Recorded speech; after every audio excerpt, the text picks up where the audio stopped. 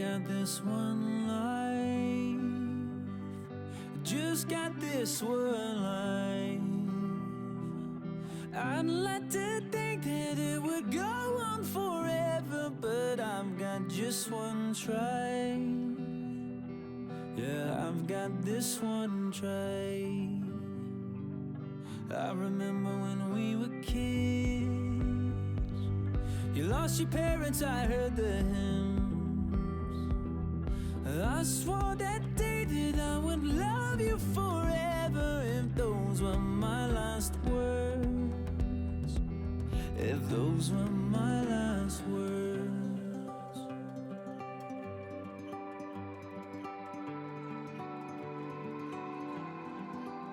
I might never be a captain on a yellow submarine. I might never be an actress on a giant silver screen, but my heart will make a house standing anywhere you be. and my love will hold the diamond shining far as you can see. Oh, when we grow old with me. Oh, when we grow old with me.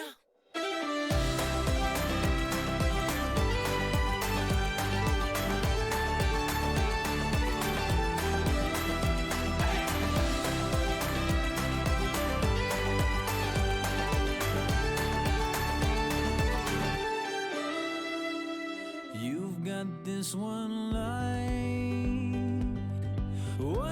that shines all my life, Just like a rose blooming out from this desert. oh, I saw these two eyes. Yeah, I saw your two eyes. I might never be a singer who's been knighted by the queen. I might never be a model in a fashion magazine, But my heart will make a house standing anywhere you'll be. and my love will hold the diamond shining far as you can see. Oh, when we grow old with me. Oh, when we grow old with me.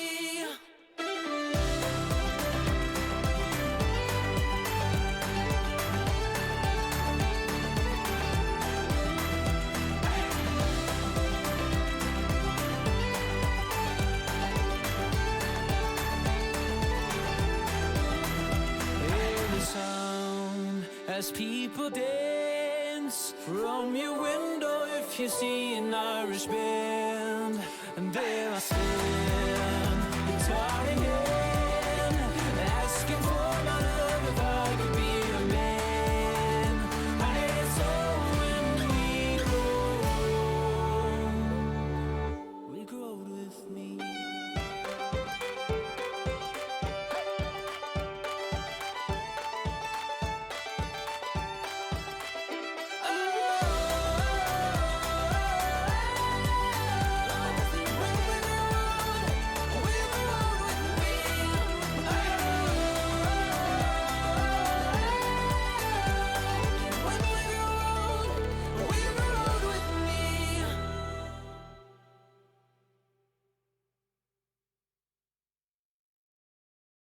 I'm fed up with changes.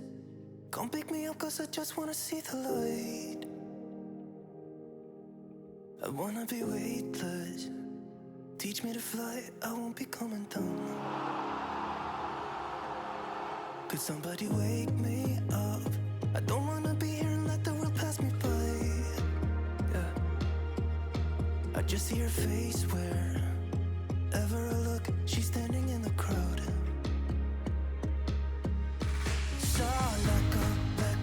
I don't want to, but I'm gonna try. When she left me, yeah, let a little bit inside. You know, maybe things are gonna be alright. Cause I just wanna see the light.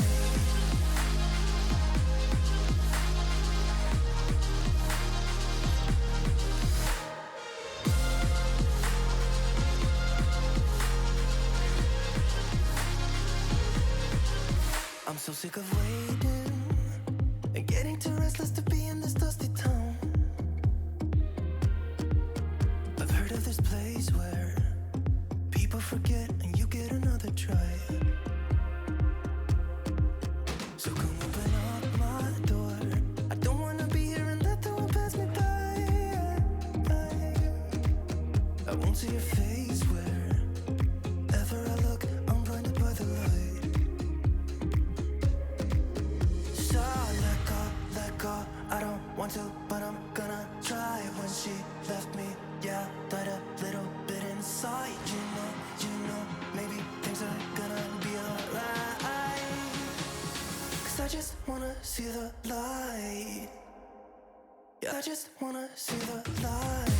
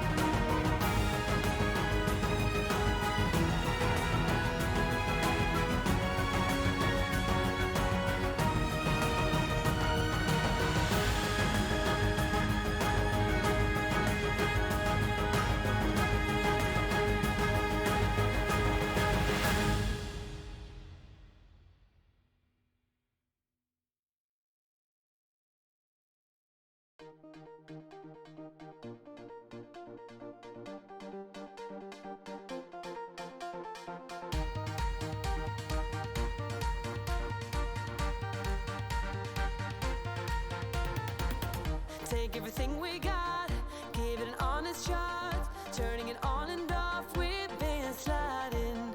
Riding the highest dream, keeping the fire real. I call for you. Hold your gun, cut the wire. Aim for fun,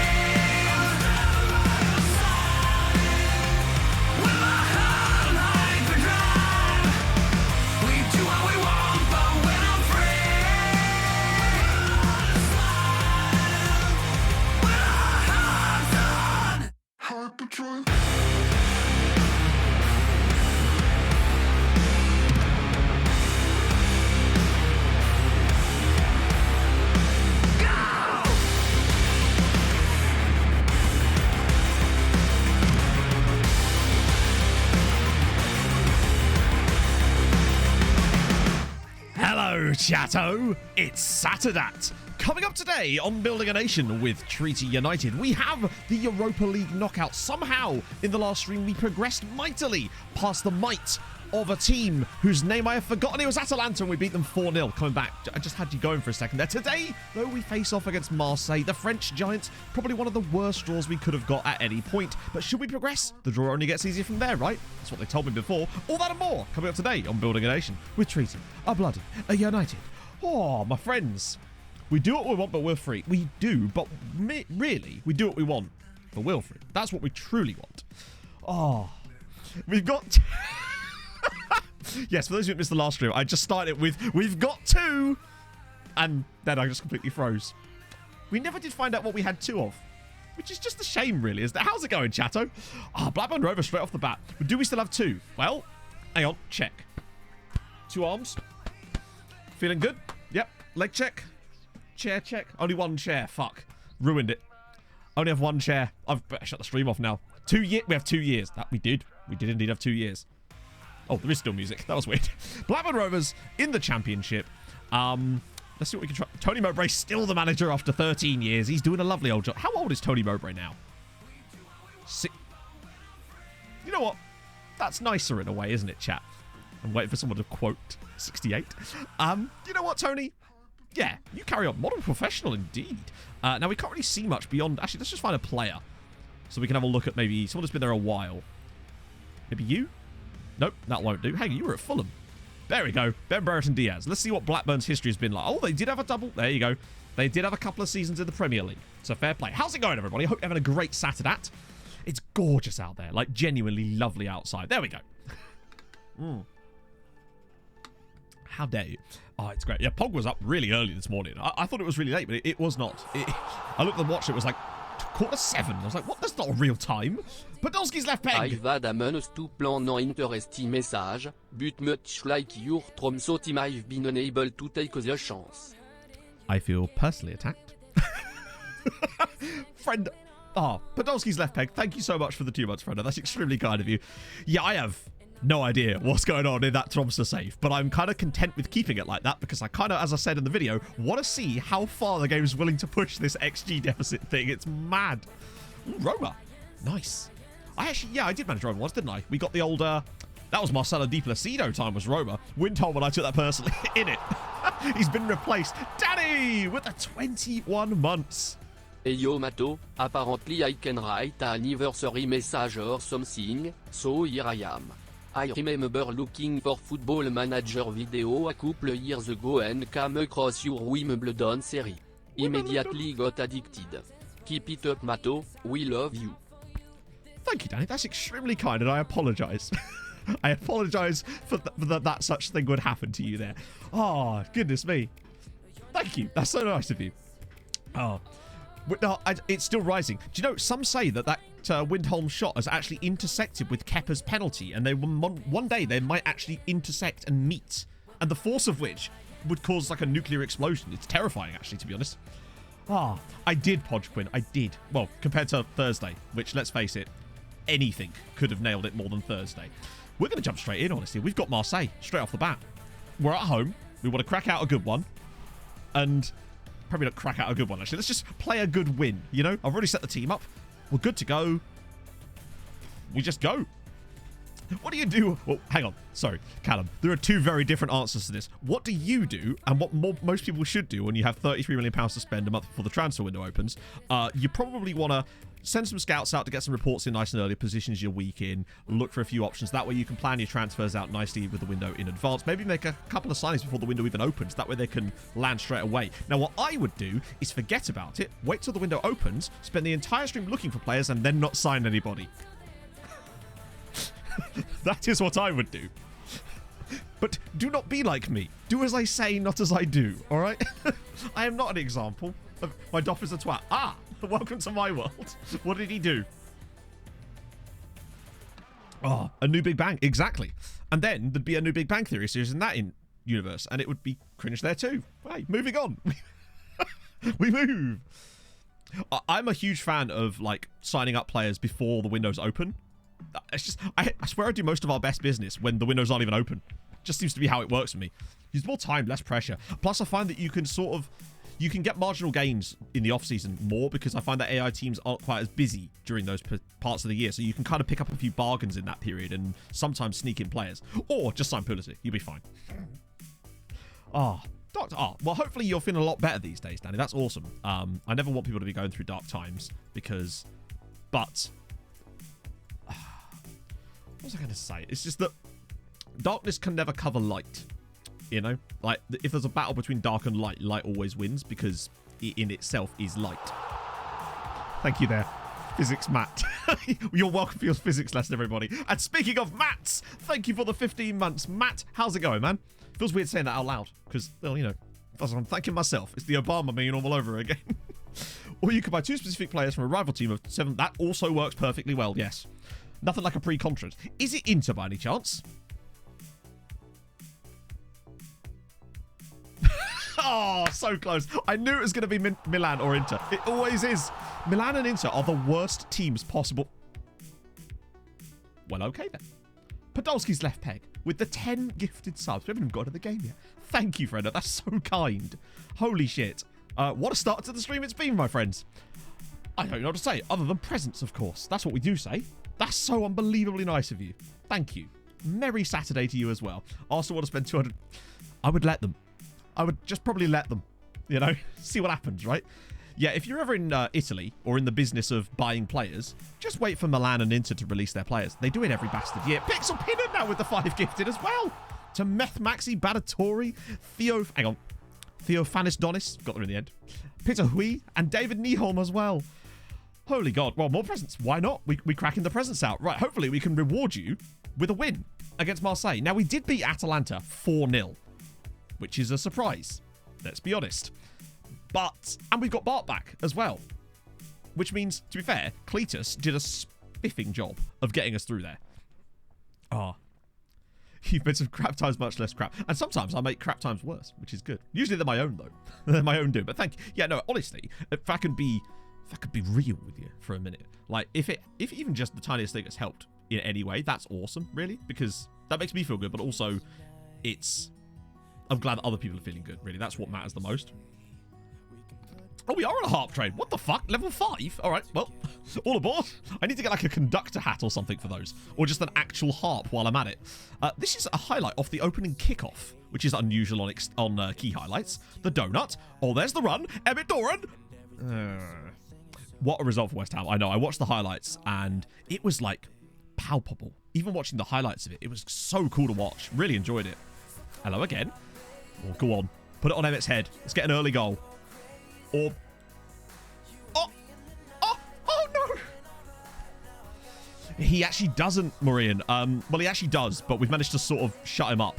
So we've got him off of his silly contract now, so he's now on a more regular, normal contract. So they're still worried about playing time, but they never actually complain anymore because we've got them down to important, which makes a hell of a difference. This is a good start, by the way.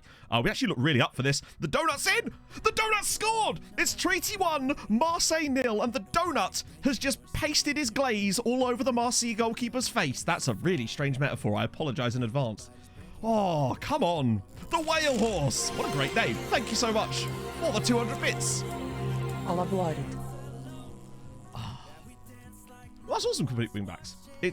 I don't know. I just want it to be a nice little calm place, he says, whilst talking about glazing the goalkeeper's face.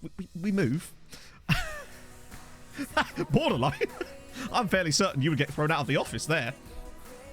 That's HR would be all over you. Oh. Bloody hell. We do need to get ourselves a donut. Oh, yes, because I'm so family-friendly PG clean me, aren't I? Good Lord. I often wonder if that's maybe why certain sponsors don't want to work with me. And I'm like, you know what? To quote every 14-year-old girl on Instagram, if you can't handle me at my best, you don't deserve me at my... Wait, that's... I'm having a good time, chow, right? Particularly as Alaku's just slotted us 2-0 up. It's Treaty United 2, Marseille 0. We're going all the way. We're going all the way. It's 2-0 to Treaty. It's the 2 Romanian magicians have scored. It's just, who are you? French? Never heard of you. God, you're just a rubbish Andorra. Go on. Oh, that's a great finish. FC Romania smashing it. They've got up in the times. Oh, God. Sorry, I'm in a particularly hyper mood today, my friend. Oh, God. Straight off the kickoff? Please don't. Far from that. I don't know. I just wanted to create a nice little environment, a nice little vibe where we can come and have fun, you know? And occasionally Football Manager happens. This does have all the hallmarks. Have I had sugar today? No. I haven't had caffeine in 6 weeks. And turns out I don't need it. And I haven't had any. All I've had today is my fizzy, like my effervescent water thingy, which is just vitamin C, and a run. Probably the run. It's them endorphins, my friend. I didn't even have an Actimel. My Amy's through again. Oh my God, it's not 3-0, but it was close. Oh, this is what happens when Emily's and he's got access to the sweetie cupboard. But no sugar. I feel more... oh my God, Emmett's nearly scored again. Oh, I had a bougie coffee last week. Decaf. When Emma and I went out for our birthday in Costa for a... Well, I got free cake, which was very nice, but the coffee was delicious. I need to just get some decaf coffee, because I like the taste of coffee, just not the caffeine part anymore. And that's fine. Let's just play the Wilfred. No, I'm pretending that this is happening. Oh. Morning, Mush. 10 shots he did between the street. Yeah, but they were fine. They were only 5-hour energy shots. What I'm saying is I'll be up until the next stream at this rate. Had a rum. But why is the rum gone? No. Just a run. Just like 25 minutes. I'm desperately trying to get back into it. And now I feel like I'm getting it. I've been reading running books. That's helped me. I don't want to concede here, though. Oh, God. Oh, well played. Well played. Great defending from Stojanovic. He's had a gorgeous game. This is ridiculous. Thank you so much for the harp trade as well, my friends. That's outrageously nice of you. If we could get a third goal... I mean, I'm asking for a bit much here, considering who we're playing. But if we could get a third goal, we could... Oh, hang on. Barry for the long ranger? Oh! I think if Barry had scored, the universe might have collapsed on itself, honestly, because that's just an unlikely event if I've ever seen one. Millie to take the free kick, though. Oh my God, he's nearly scored. There is actually a run you can do. It's called, like, basically every mile you have to drink a beer. And it does sound like a surefire way to be sick. And I'm kind of here for it, honestly. Millie's not been good.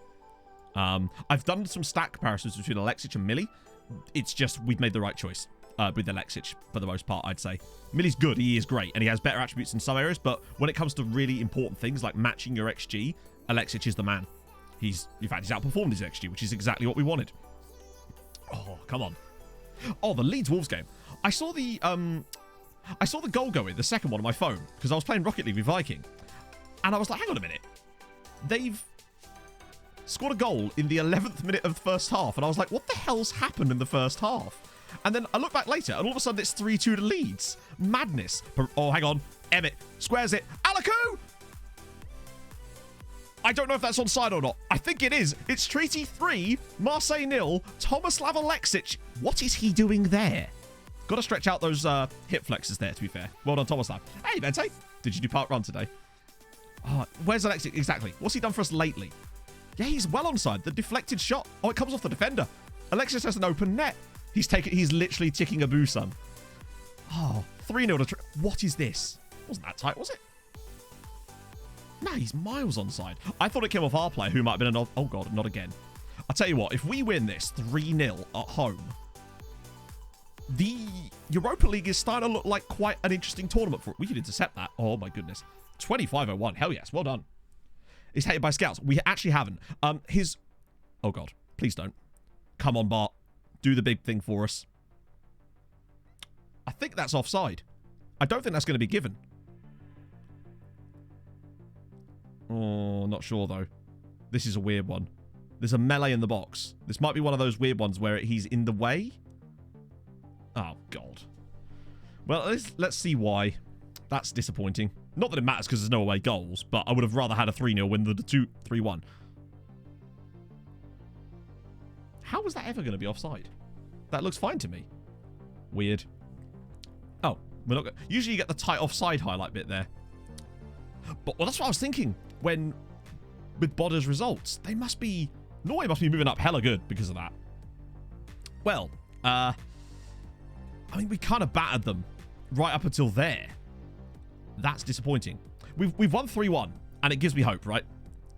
But yeah, as for why Alexis is hated by the scouts, we still haven't figured it out. I suspect that... What happened to the Besiktas game? Oh my God. I too would like to know what's happened with the Besiktas game at the end. Hang on a minute. So they went they went 2 goals to the good through Tanman. Great name, by the way. No, they were 3-0 up. Wait, hang on. Yeah, so they were 3-0 up. Then Liverpool came back. This guy got a hat-trick in the final. That's the guy I was looking at. He scored 7-3 to Besiktas over Liverpool. Hey, Sharu. This whole tie is mad. So, Valencia probably through. Besiktas, maybe not, honestly. You just never know with these things. Milan through. Then again, Leicester getting banged out with Diego Dalot scoring a penalty. Rangers through. I mean, this is... We've won. That's the main thing. But yeah, as for what's going on with Alexis, we always knew that our scouts had undervalued him, which is why we were able to pick him up and good in the knowledge. When he did join us, he got a little bump in star rating, and I suspect all he needs is a good run of matches playing well, and all of a sudden he'll be a 4-star in this team. It is very weird that he was so undervalued, though. Unfortunately, the donut is now going to be suspended for the next leg, but it's fine because Big Gav's going to come in, so it's not too bad. Kind of attendance, probably not very much. 15k, 9k. Where was that one played? Yeah, still at Holman Park. Podolski's left peg with the gifted sub to Charu as well. And Andrus, thank you for the 3 months as well. It's very kind, both of you. How's it going to the league? Oh, weirdly, we're actually second, but only because Bows are a little bit ridiculous. They've won 6 out of 6 and have scored, well, they've actually scored more than that. They have a goal difference of plus 21 already. Now, the best we can do is go level on points with them at the moment, which is mad. They're having an insane season. And a lot of our players are doing really well on loan there. For example, what was Besiktas XG? We can have a look, but the problem is we found that actually XG from matches you're not competing in don't work properly. Which, for me, actually has a much bigger implication than you might think. Because, I mean, they probably deserve to win. But yeah, so basically XG in matches, when you're looking at them, that you're not competing in, don't work properly. And the stats don't line up at all. We accidentally stumbled onto this the other day, which does mean, though, bear in mind, anything you see in the data hub could be absolute bollocks.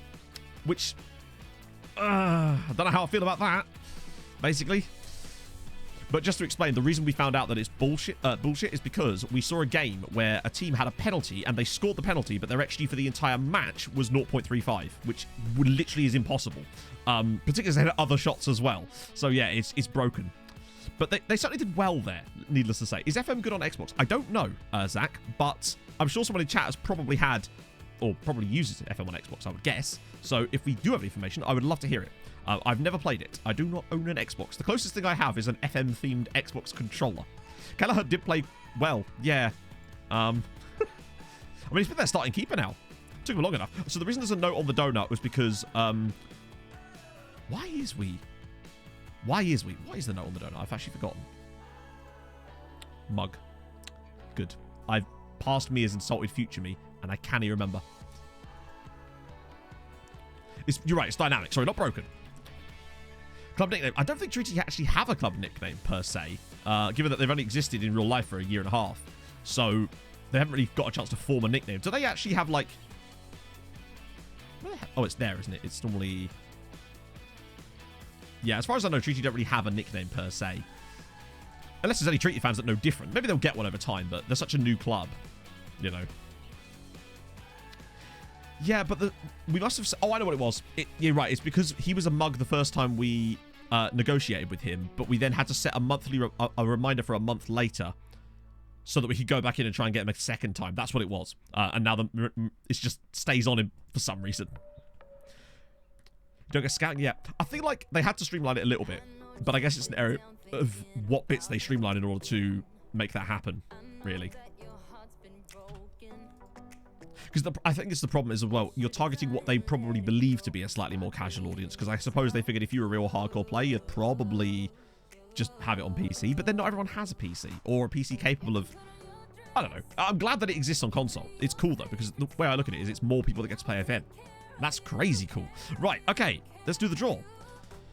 I mean, to be fair, it's not really a case of who do we want anymore. It's a case of who can we get, because there's so many teams here. Let's just start off and hope that we don't get an ridiculous... I just don't want the... Then again, Liverpool... I kind of want to avoid Milan. Okay. I really don't want this winner. Okay. Although there's some pretty tough ones in there too. Rio Marseille will play. Fucking get in there. That is probably the best draw we could have got, chat. If we get past Marseille and we have a 2-goal lead and play bloody well, we play the winner of Red Bull Salzburg and Shakhtar. Now, Shakhtar worry me, and you know why they worry me, but I feel like Shakhtar and Red Bull Salzburg are the kind of teams that we'd play in a like playoff game to get into the Champions League. I think we're better than both of them. I think we might actually have a shot at a Europa League semi today, potentially, and that is giving me a semi. Let's go. And, as you say, coefficient points. We might actually be able to maintain our position this year. Yeah, Ajax would be okay, actually, just because they did lose to Breidablik. Maybe they've got a bit back in the tanks. Oh, we get the next draw, too. Fuck it. Do all the draws. It's like an IKEA in here. I'm not being funny, chat, right? But I'm pretty certain that that's actually the best side of the draw that we could have got on that end of things as well. That is legitimately... Is it just me that I'm seeing a route to the final here? Like, there's a long way to go, but I would argue that we could beat any of... Maybe Porto would be quite tough, but we beat Sporting. I think we are arguably in the top 2 or 3 teams in that side of the draw. And provided we get past... This could be on, you know. Why don't they draw the final? I know. Lazy bastards. Holy God. It's not impossible. And that's the key thing. Oh, this reminds me. Do you remember the Europa League final we got to with Tromsø, where we knocked out Atleti in the semi-final with the Phil Foden goal? This reminds me a bit of that random season, because we weren't really expecting to go that deep, and then we just did. So what does that do for us coefficient-wise now? So we're 6.7 points this season. So what we need to do to catch Serbia... Oh, wait, is Serbia still in it? I think we can catch them. In fact, I don't even think Bulgaria's out of the question if we would have gone a really good run. But remember, the thing is, next season as well, we're setting up to lose this. This could be the year that we make big progress and start to get towards those extra spots. What Serbia comes to left? It must be a team in the Europa Conference League. It must be like Red Star or something. Or is Partizan, who got Astana. That's annoying. There can't be anyone else. Red Star are definitely not in it, so it has to be Partizan. So basically, we just need to try to get them knocked out soon, which they're not going to do, because they're not going to... Then again, they only drew to Astana. Was that home or away? That was at home. Then again, bit unlucky. Bit lucky there. Maybe. We kind of hope the Kazakhs have to knock them out, but I think that's unlikely. Basically, Partizan need to get the hell out as quick as possible. Oh. Oh, good lord. Well, at least we avoid Liverpool. That's the main thing. Then also, remember, Liverpool are 7-3 down from their first leg. So, they've got a lot of work to do. We've got Dundalk. Is our next leg literally next week? Because if it is, we'll just do the resty again. Yeah, it is. Okay, cool. So we'll just rotate the whole squad again. I love being able to do this. Czech Bayrak's the man. So basically, for those of you that are sort of maybe new to this particular side of the game, or just don't really care about this because why would you most saves, right? The coefficient, the way it works is it's a 5-season rolling coefficient. I.e., every year there is a coefficient number which is generated based on points are allocated for wins and draws and certain other factors inside European competitions for every side. But it is then divided by the number of teams that are in Europe, of course, so they can all accumulate them, but then, yeah, and that's how it's done. And that's been over a 5-year period. But then at the end of that 5-year period, the new one then knocks off the one from 5 years ago, and it's the rolling number that decides how many European places you get in Europe. And that's the key. So that's why it's important, and yeah, that's how it works. So next year, we're going to be losing this year. Here, the 3.8. That's the year that's going to get knocked off in next season. So it means that we've got a great chance to make huge gains because it's a really bad season. That's the beauty of it. Plus, we're now putting up 6.7s. You have to stay consistent, yes, which is the beauty of it. And yeah, if you won the Europa League, you'd get Pot 1 Champions League too. And you'd be guaranteed group stage potential as well next year. If we managed to win the Europa League, we wouldn't even have to do qualifying, which actually could be bad coefficient-wise. If you think about it, that would make us suffer quite badly. Or would it only work if we didn't get... No, you would get guaranteed... You get guaranteed qualification if you win it, don't you? So that actually could be bad for us. The question is whether it would offset us in the sense that... would we gain enough points by winning it that it would offset the points we would lose by not having to play qualifiers? I guess. That's the dangerous thing. But still, so rotation Aru here. Entire squad, please. But I will put Millie in this time to start because I want to start Alexis Murat. No, Czech Bayrak. Yeah, you get some points for things like qualification out. We definitely got a nice point bump for getting out of the Champions League group stages last season. That is for sure. Oh, Lozano can play. I don't really want to start Tortosa. I'd rather start... Yep, Luke Wilson. That's who. That's the one. I think as long as it's enough to offset the qualifiers, then it's fine, you know? We do need to work it out properly. We did try one time. It's just, there's quite a good... Yeah, besides, remember, if I lose the final, I have to quit. Oh, wait, wrong save. Yeah. Does it get an extra spot? As far as I know, it doesn't, no. But if anyone could confirm that, as far as I know, it counts as your Champions League spot. I don't think you get an extra spot that year. I think that would unbalance it too much. That's fine. Yeah. I brought Falconos off the bench in a couple of games. He looked pretty tasty. Okay. Right, that's basically everyone I don't want in the team out. Bart needs to keep getting fitness back. But there we go. That goal, though, that we conceded, that goal-mouth scramble later on against Marseille, I'm worried. Out of qualification and win. I see, yeah. So there's no way that would happen because we're obviously going to win it. We were a suit. Yes. If we get to the Europa League final, I will suit up. It won't be today because by the time we get there, the stream will be over. But so basically, for those of you that are unaware of this, when we do major finals in this house, we do full suit and we also do full match. That's how we do finals. I suit up and we do full game, and it's surprisingly fun. The tension is unbearable at times. Oh.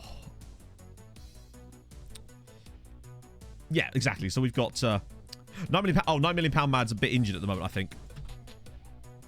Yeah, full match is the way we do it. We still start in the first round. No. Yeah, no, I think we are still first round at the moment. That's why we desperately need to start get a bit more coefficient. So we can stop having to play the very first round matches. One, it will allow us more freshness. And two, it will allow us to concentrate on getting players out to other teams so that they can compete at that level. Full match sounds insane. You'd be surprised. It's actually really fun because, well, we're losing. It gives you, we really don't need to do that. It gives you an opportunity to, I don't know, they're just fun, honestly. They really are fun. I was worried about doing it the very first time that we tried it on stream, but we've done it ever since. We've even watched other teams' finals on full match. We watched 2 different Europa Conference League finals last year on FM on full match. Full match every game. Yeah, that for me was a bit excessive because you'd never get anything done. Bear in mind, a full match doesn't actually take you the length of a full match because there are still bits it skips, but it's still pretty time consuming, as you can imagine. I'm good, Bente. How are you? Yeah, I think, as you say, the only way we'd get in it if someone... Yeah, so if we were to say not qualify for the Champions League at all, or not qualify for Europe at all, and then won the Champions League, then yes, technically we then would. But there's no way that's going to happen this season. And technically it can't happen because we've already technically qualified it from last season. Millie's through. Oh, he's missed it. I actually thought it was going in. The Mulder-Leeds final last year was unbelievable. Basically, for those of you that missed it, we were watching Mulder, another Norwegian side, in the Europa Conference League final against Leeds United. There was an own goal scored by Mulder, and we thought, oh, this is their chance of winning a trophy. Gone. They equalised against Leeds in the 91st minute for a guy called Daniel Vasgård, then won it on penalties. Absolute scenes. It was great. One of my favourite things. And then obviously there was the Brann final, which was a lot less tense because Brann just swept a team aside in that final.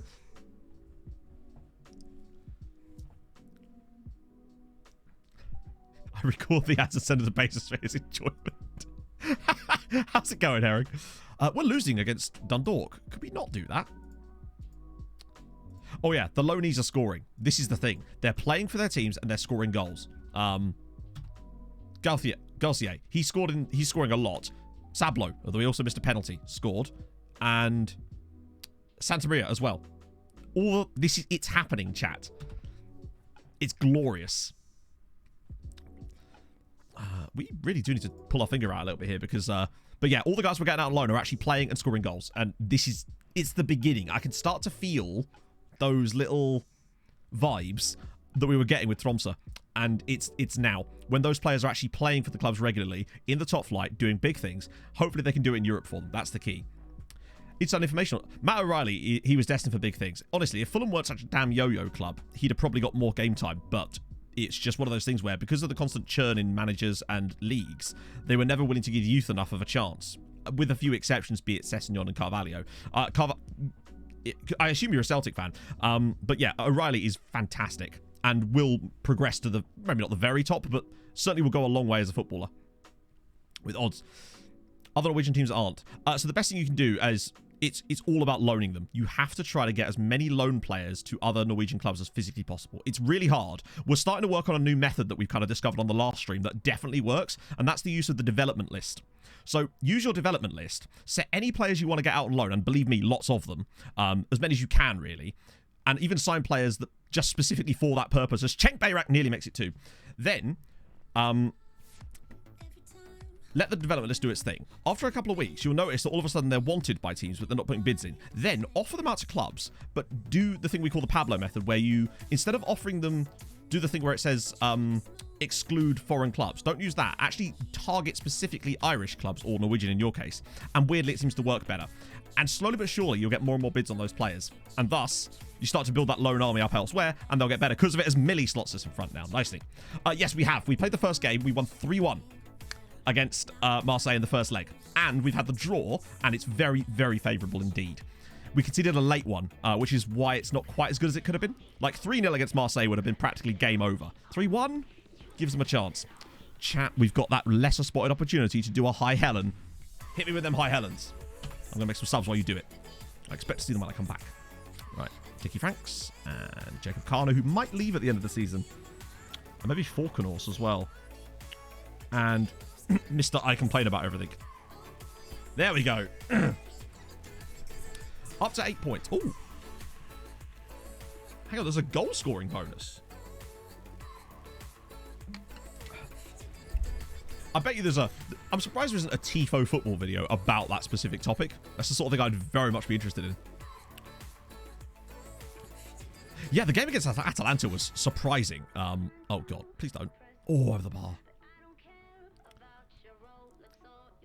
I think it's possibly because FM shortens certain team names weirdly. And then there's name fixes on top of that, which also add more sort of fuel to the fire, if you like.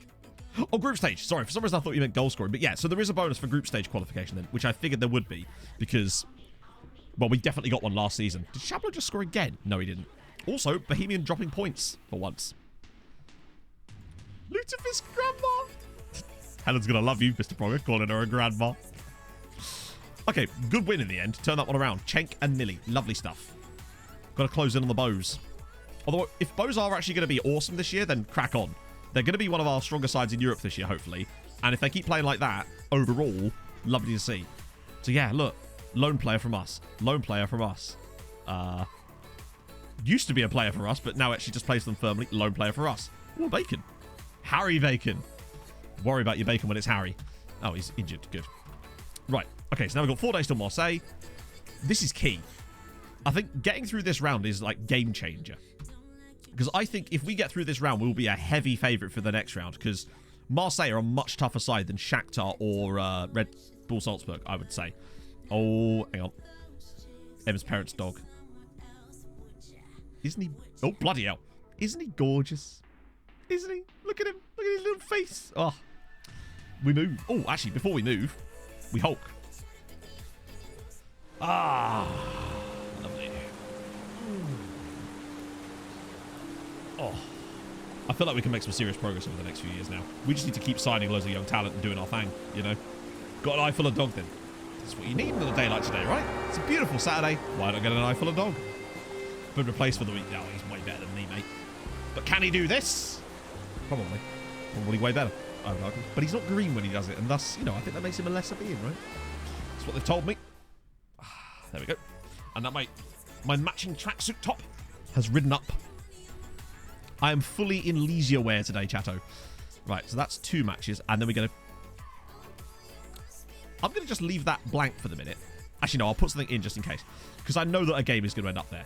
It's just that there is going to be a game in there somewhere. It's probably a Europa League first leg if we get through. I assume that's why that date is free. So Santabria's done well. Good news. The annoying thing is we could have had 2 more players out on loan. But we had this weird thing we encountered on the final day of the window where a lot of loan moves fell through, even though they'd been, like, agreed, like, days before the final part of the window. And then they just fell through because there wasn't enough time, which I've never experienced on previous FMs. So that was very strange, and I'll be honest with you, a little bit... begrudging? No, what's the word I'm looking for? Bullshit, that's the one.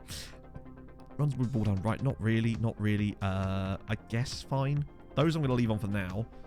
This I want to assess before we get a chance to get too deep, because I might got to delete some players, basically.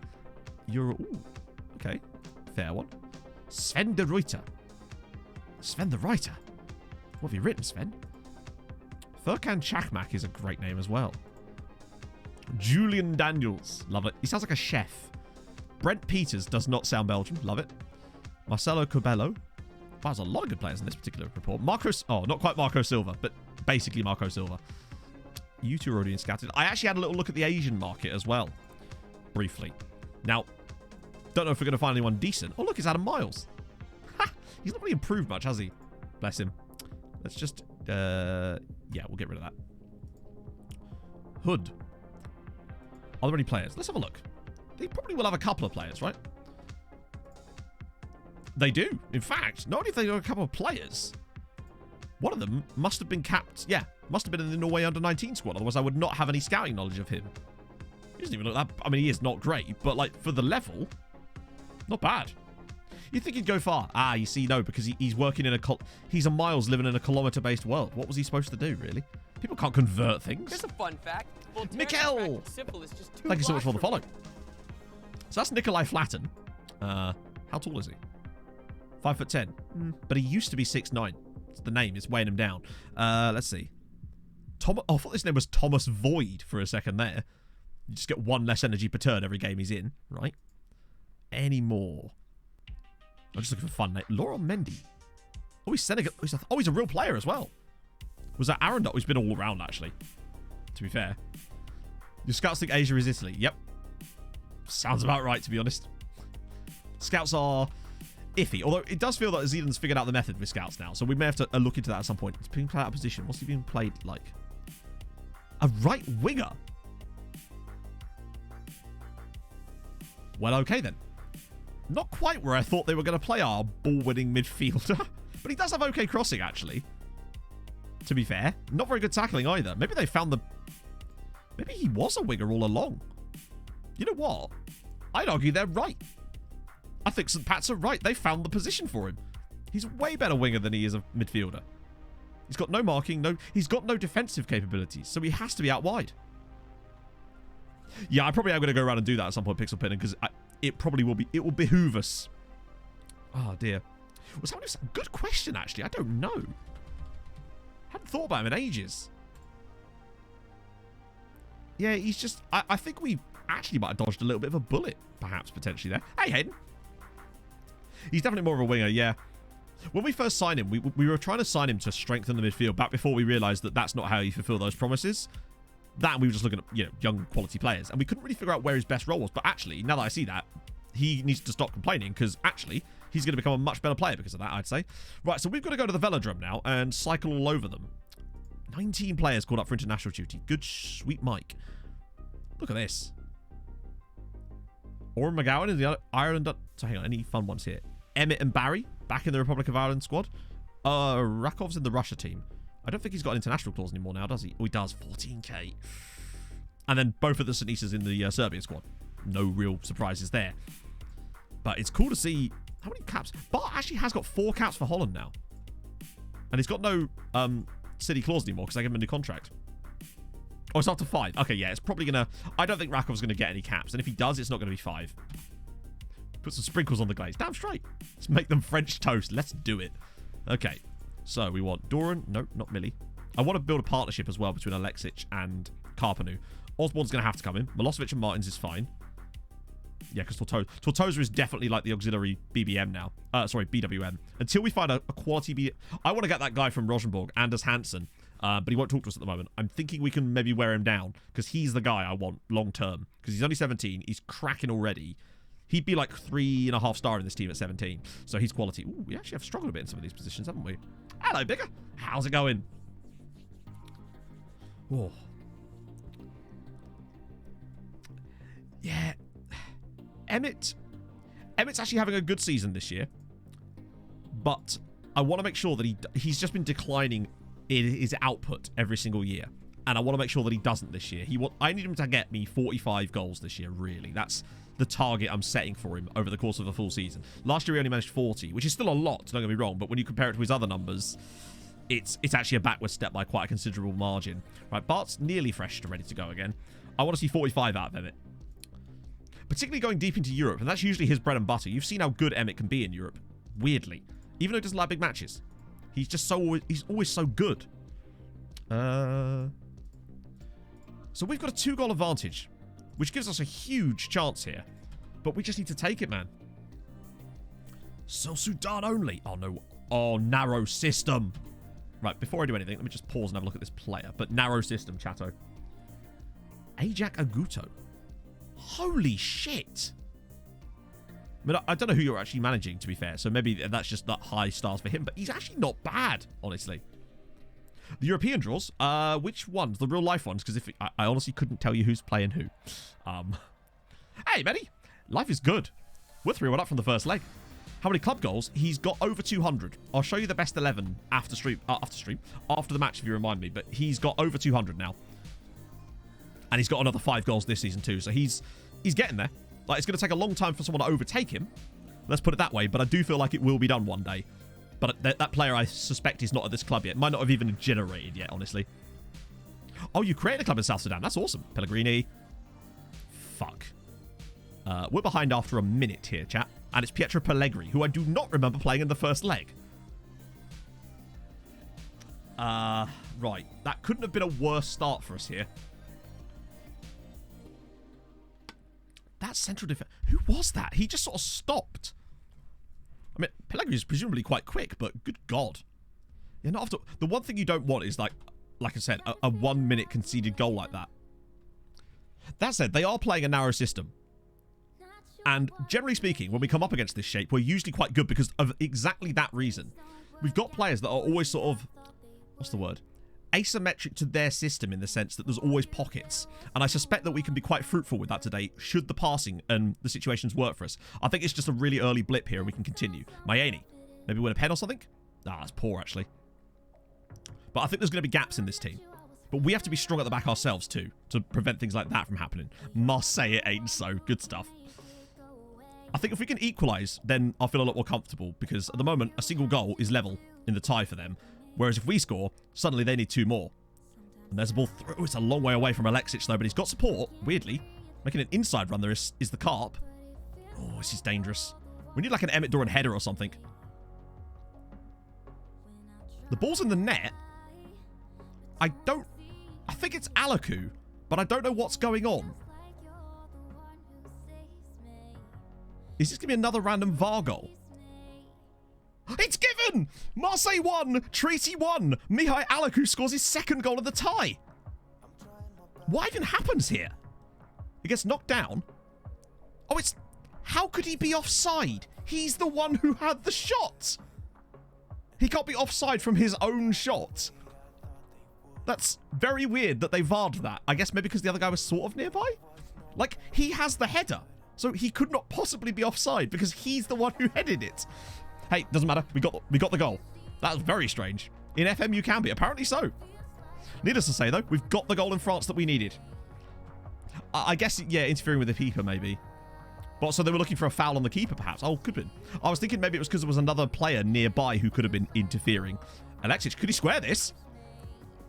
Oh, my God. It's Marseille 1, Treaty 2. Emmett Doran in Europe. Come on. There we go. Lovely work from Alexic there. That is beautiful work. We're 5-2 up in Europe. This is really nice football, by the way.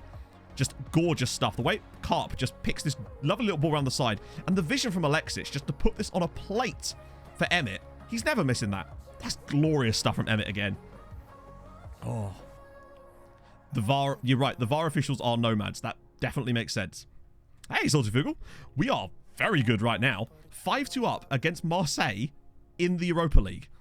With a chance at a really good tie in the quarters as well, should we progress. Which I'm still not going to jinx anything on that just yet, because you know how these games can go. Alexis is like, I think, 2.5 star in this team, but I have faith. We all saw how good he was. Oh, Pellegrini's on the end of it, and that is... How is this one going to be... Are they just going to VAR everything now? Apparently. Why is the referee running over there? There's no one there. Look at the assistant manager.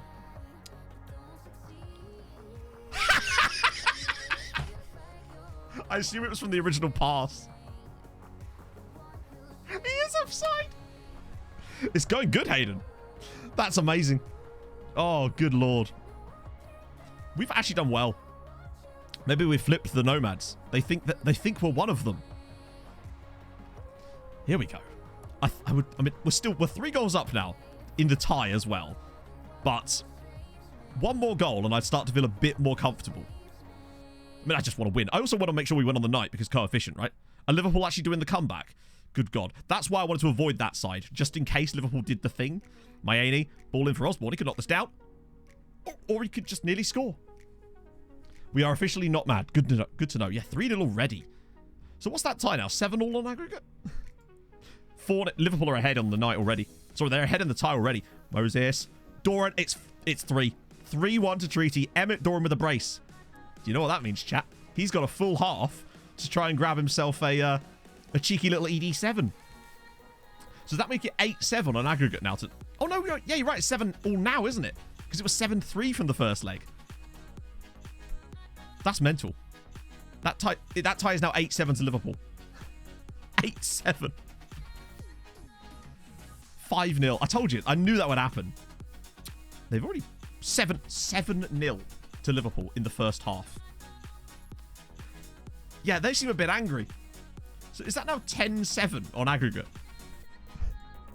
What's the record for an aggregate score in terms of the cumulative number of goals? I'm curious now for both sides. It'll finish 7-0 now. Oh, no, never mind. No, it won't. Good God. Oh. Okay, well, why would that one be disallowed? I think we're probably okay, but that's a weird one.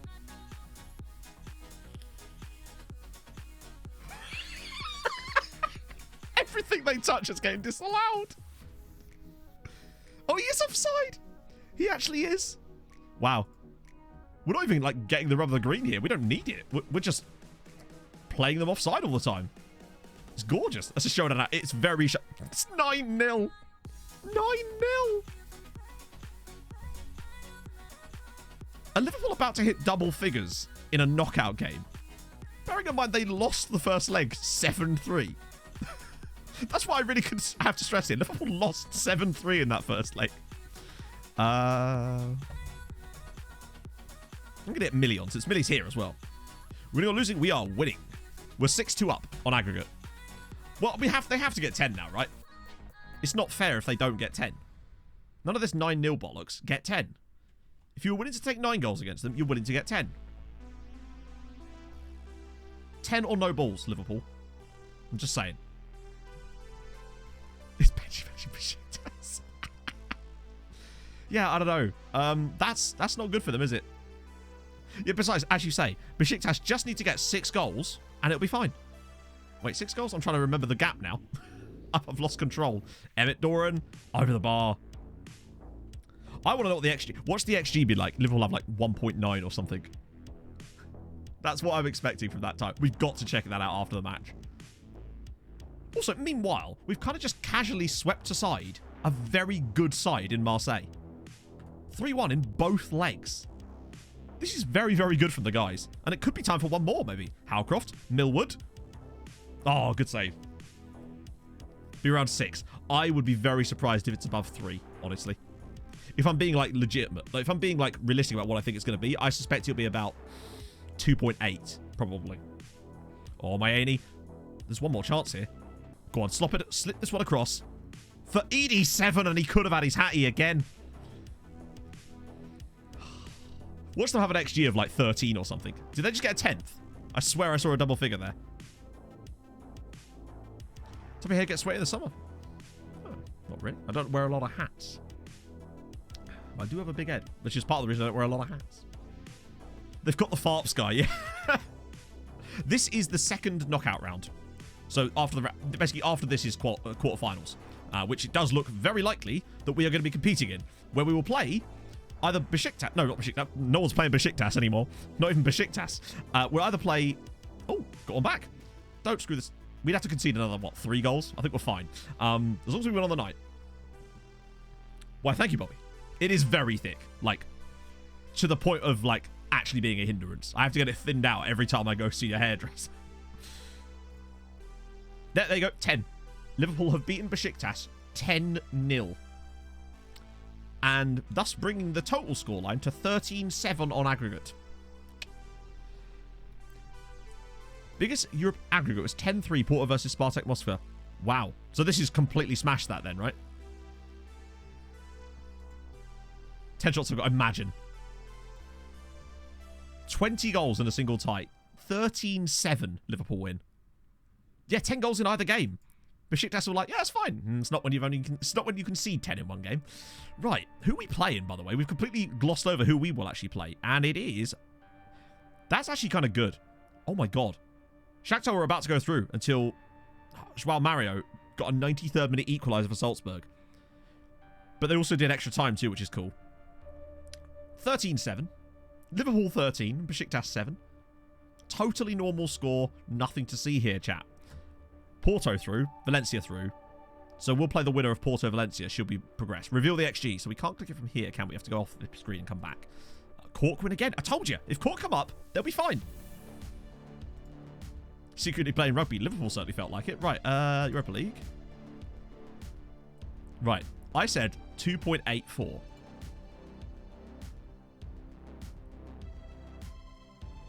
I mean, it is a bit higher than 2.84. I'll give you that. But it's also not 10, is it? I'm just sat here. I'm crying in Tromsø right now. We had that exact, nearly that exact XG against Ranheim and drew 1-1. They had 12 shots on target and scored 10 times. What was the rating? And they got 5. Look at the defense. Hang on. Can I see the... 5.5, 5.8, 5.9. I'm surprised no one's got below a 5.1, to be honest. I would have expected to see some 4s in there. That is bad. Quite bad. Any, like, ridiculous other than the goals, obviously? Oh, yeah. Pedri got 5 goals and 2 assists. Like, he got... Hell. What for Pedro? I don't know. I expect he's probably a regen. Yeah. Man with 11 finishing there, just knocking out the double hattie. 40, wow, he's brand new to Liverpool. Whoa! He's not played a single Premier League game for them yet, but he has just banged 6 in the Europa League. The keeper has a future at Wolves. Oh dear, Wolves have become like the whipping boys of this save, haven't they? Oh, that was his first ever continental game for them. £1 million too. Nice. Right, let's check the coefficients. It's his debut when he scored 5 goals, yeah. That's insane. The thing is, he must have been at the club a while because it's the 17th of March. So we're playing Red Bull Salzburg. That's a while away, actually. We've got a motor. This is exciting. Right, coefficients. Lovely stuff. How we doing? 7.5 now. And with that, we've just immediately leapfrogged them, which, does that mean that they got no way? They didn't get knocked out by a Kazakhstani side, right? And this is why I like Zvezda. You just got mugged off by the Kazakhs, my friends. That's superb. So that's solved the Serbian problem. Astana just knocked them out. So now, we actually thought, and I talked about this in the wrap-up video, that I thought we were going to be really struggling to hang on to 19th place. But the thing is, we're not even far off of getting Bulgaria as well. We might even be able to make a game this season. That's good. I Stana. I do. And the thing is, right, now, this gives me hope that next year we could put up similar numbers because of the kind of quality that we've got, right? Imagine if we could get like another 7.5 season next year. That's what? Double? You're getting nearly another 4 points. We could be sort of getting into this sort of territory. Maybe. Not yet, no. The next qualification, the next actual change is at 17, which is where we get an extra round, which is quite important just for time-saving stuff. Yeah, Bulgaria's done. They can't get any more. But the real gain is 15th spot, because that's when we actually get another European spot, and it's Champions League too, which is great because it means that they've got a chance to fall down through and get more chance of getting group stages for the Europa League or Europa Conference League too. So that's what we really want. But 17th will take it, and then it starts to come quite thick and fast. Like, you only go up like 2 positions and you get new stuff. That's what we've been working for this whole time. That's amazing. Right, lots of schedule changes here, no doubt. I was not expecting to go this far today. I thought Marseille would be a bridge too far, but there we go. A win and a draw to overtake. Okay, cool. I mean... Oh, training facilities. I wonder if we can do the youth facilities again. No, they really do not want us to touch that, do they? Weird. I think we should be able to get a win and a draw, if you like, in that match, in that tie. I'd expect us to go through, really. So the only way I feel like we don't get that is if we somehow win one and lose one, which is doable, obviously. Oh, Mihai and Karp up there too. Chavera in the Colombia squad. That's a new one. Do you have a ridiculous clause? Nah. Gabriel Roos as well. He was the youth intake guy from last year, wasn't he? He's on loan at Bray, obviously. And then obviously Thais Freeze, who I think is now back fit again, which is good. Mentoring system, I barely use it in the sense that I don't use it. I only started using it at all in the last stream. I just really don't. Maxed out. No. Our youth facilities are definitely not maxed out. I've heard a few people have encountered this bug where basically the board will never let you ask for new youth facilities after a certain point. So our youth facilities are good. So there's tons of ceiling on it, but we've not been able to ask for new ones for like 2 years now. Weird. It's very strange. Hey, King Albert. All the VODs. That's incredible. That's a slog. So welcome aboard, my friend. Now you'll see yourself in the VOD afterwards too. It's a weird sensation. Up the VODies. Drop a like on the video. Subscribe if you're new and whatnot. Okay, so... Oh, have we got international break? No, we don't. International break. In this league, there are no breaks. You could sleep when you're dead. Young prospects in... I don't know. Like, I mostly just leave it to the assistant because it's... Before, when you could do tutoring, it was very, OP, as you know. Yeah, true. If you can't improve your youth facilities, even that's become less dynamic. When is the next game? Is there actually a gap? Yes, there actually is. So I'm going to play as full strength side as we can, really, against Derry here, because why not, really? Make a few little switches, but for the most part, we'll go ahead and try and smack them about a bit, because why the hell not? We've got a gap. How's your running? It's going okay, Bento. I've run 3 times this week, which was the first time in like a month, so I'm feeling a lot more gooder about it. I think maybe it's kind of gone back the other way a little bit. Yeah, Voddies, get me some high Helens in the comments. Returning from injury just in time to go. Yeah, he's never going to play for us. All that man's done so far is come in for £9 million, miss a penalty, and then get injured and now bugger off on international duty. One of these days he'll play another game for us. Maybe, if we're lucky. Ruskin with the 11 months at tier 2 as well. Thank you very much. Actually, I for some reason didn't realise you were tier 2. That's very kind of you. Oh. We get the high Helens in here, of course. Hope you're well, though. Okay. You know what? I think I weirdly need an early pee break today, my friends. And that's a strange one. So, what do I do as our pun game for today? I know. Since it's F1 qualifying and F1 weekend, I want racing-related puns. That's racing. You know what I mean? Just racing in general. It doesn't have to even be cars, but just racing-related puns. We're back in a sec, friendos.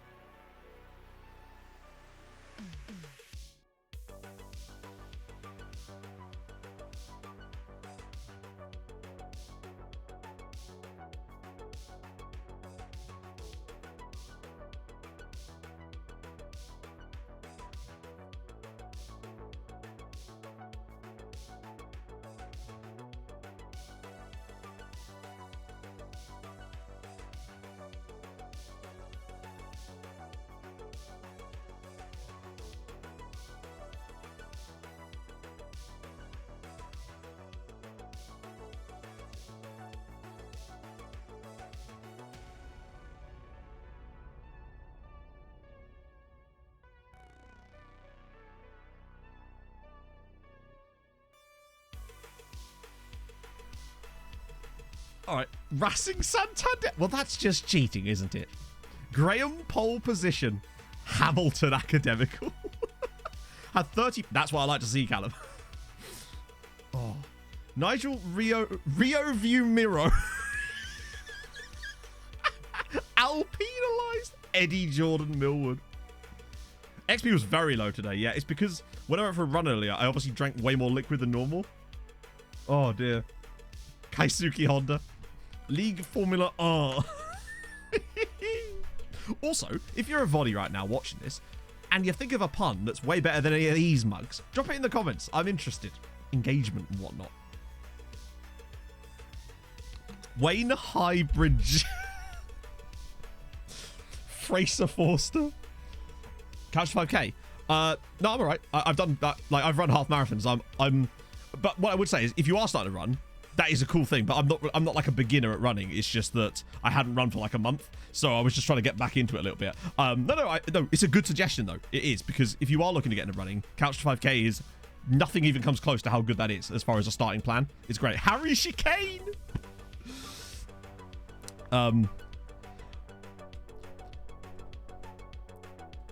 If they get better puns, it'll be down with the bodies. Ooh. Brighton and Hove Alban. There's some good ones in this. Heinz Harold Bishop. I like it because it's on topic. Oh, black screen. Someone turn the lights out. Cool. That's superb. Vettel. Hang on. Vettel S. Oh, like what? Like Vites? That one took me a second there, the gaff. I'll be honest. Even before it's like completely different. Speaking of Franson, oh, over the bar for Derry City. One of the other things that we used to like doing with Tromsø was watching when we were doing league games, just seeing how many goals were being scored in other matches by players that were directly owned by us. And it would sometimes be like half the goals on a match day. John Silverstones, Sainz Etienne, Emil Smith front row. I'm trying to think what my favourite is. Harry Chicane is very good, but what else do I like here? Brett Pitlane. Graham pole position. There's some good ones here. Ryan. Harry Maguire. I'm not sure that quite counts because that's just a man's name. Marcus Vettel-Nelly. Ooh.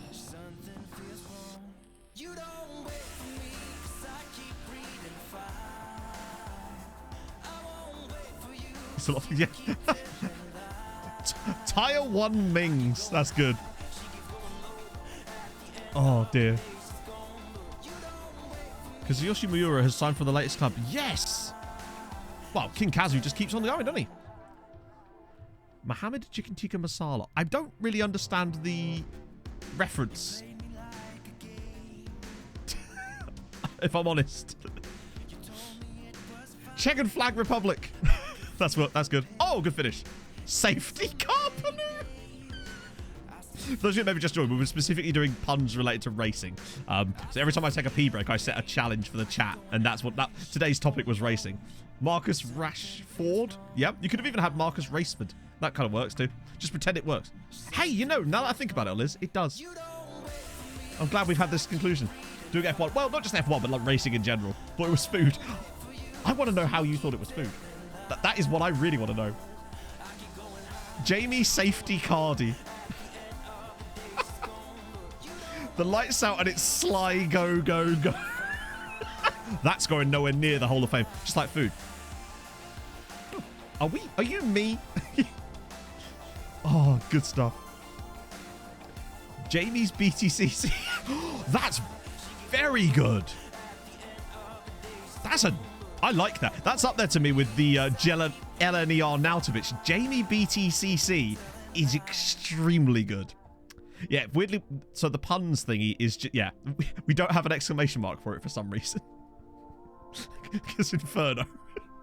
I'll have to figure out how to fix that. I don't know if you even can. Might just make a new one. That's a good finish from Big Gav there. We're 3-0 up here and cruising. It's glorious.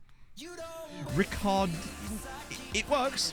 I'm a big fan of Jamie's BTCC is very, even just Jamie, wasn't it James BT? James BTCC? That kind of works. Svengoran acceleration. Yeah, God's sake, you. Turning up, being lovely in the chat, and doing extra things completely without being asked to and being a wonderful member of the community? You bastard! Car Immobile. Oh. It's what I feel like when I put the brakes on this chair. I'm Chairo Immobile. It's great. This chair doesn't have brakes. I have a carpet for that. Basically. The carpet will be my brakes. The carpet is my sand trap, as it were. Oh, dearie me. Icardi. It's there.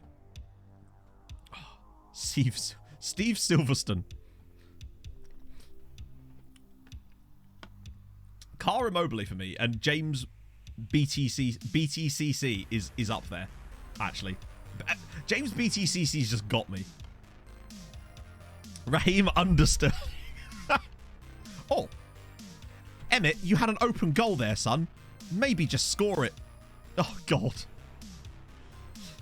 Giovanni Gravel Trapattoni. Also excellent. Oh. Dagenham and Weybridge. Oh, good lord. Second yellow flag, standard. If I ever had a motorsport gaming related channel, it would obviously be called that. He nearly lost possession there. Alpha Romeo Lukaku. That's not bad. Moving to Park Firm. Hey. You know when we build that... You already... Oh, well done, Emmett. You know what we're calling the new stadium. Bottisford Town. Oh, Shea Driven is good. Shea Driven. This is quite a versatile one. It's one of those ones that starts off slow and then really picks up when people... It's great. Because I get a pee break and then we get like 20 minutes of entertainment out of it. It's glorious. We need like a wheel of puns maybe, chat, that we can put puns on it throughout the stream. And then when I go for a wee, we spin the wheel to decide the pun. That could work. As long as the wheel doesn't give me someone else's team, it's fine. Nascarlo Ancelotti. Good. Ben Forza. Nascarlo Ancelotti. I like that, but mostly because it has NASCAR in it. Oh, Speed Wayne Rooney. Yeah, I like it.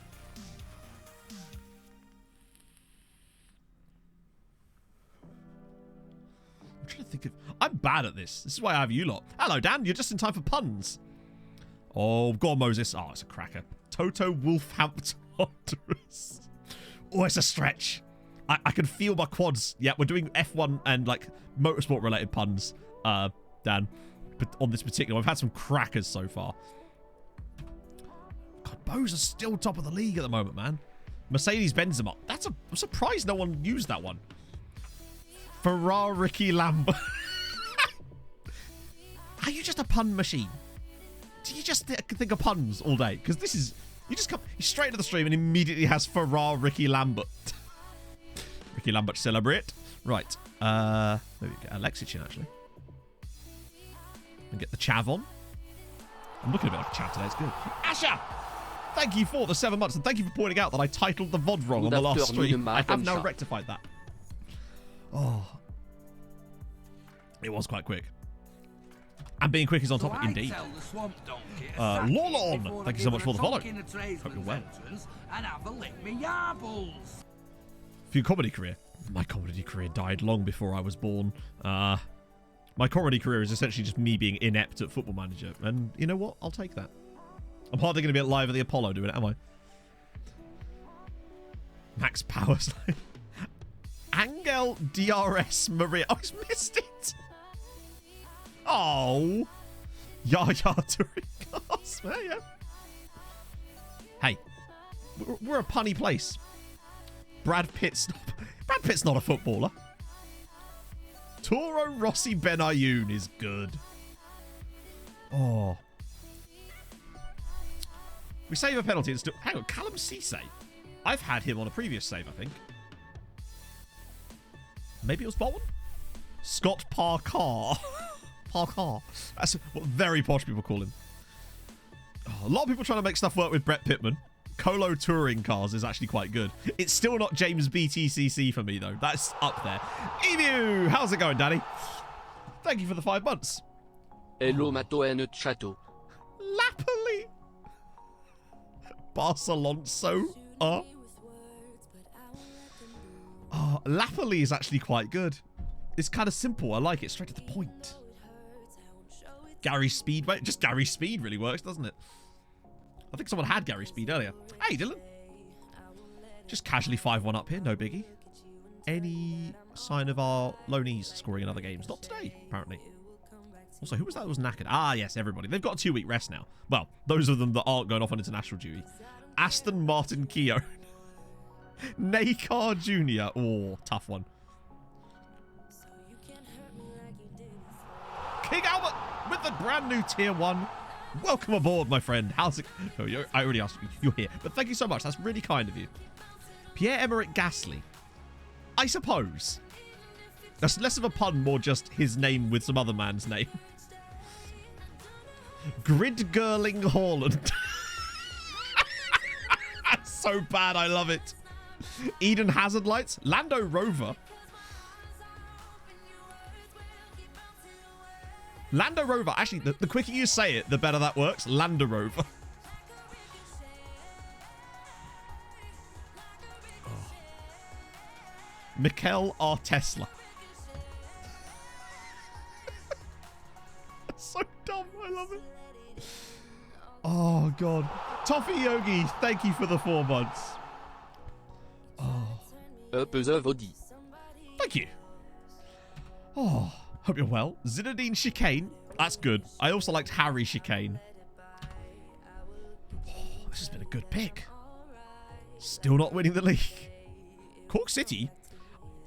I knew they had it in them. They come up and immediately take to the top flight like a duck to water. They're probably going to get into goal.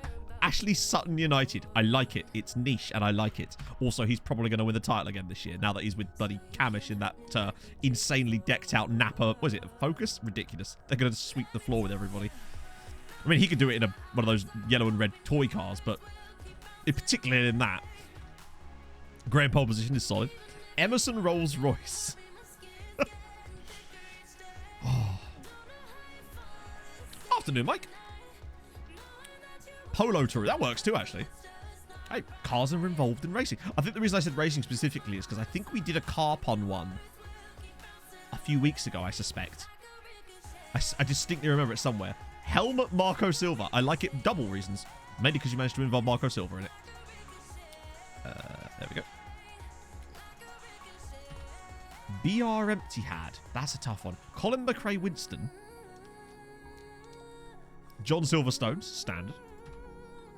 River Jason Platt. Good lord. I just go through a list of touring car drivers now.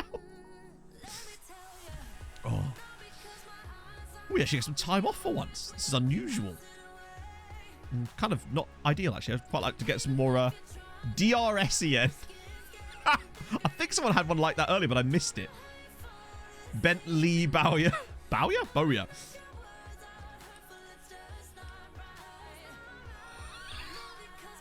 I have fun with these. Bentley like it's Oh. Matty Crash. Oh, it's only 5 days. Phew. Oh, it's the Esbjord one. Oh, DR Esbjord. I get it. Yep. DRSEN just works out a little bit better. Rochdale Earnhardt. Bravo. Bravo. I like that a lot. Oh, God. That is bad. Moses just got injured in a game for South Africa.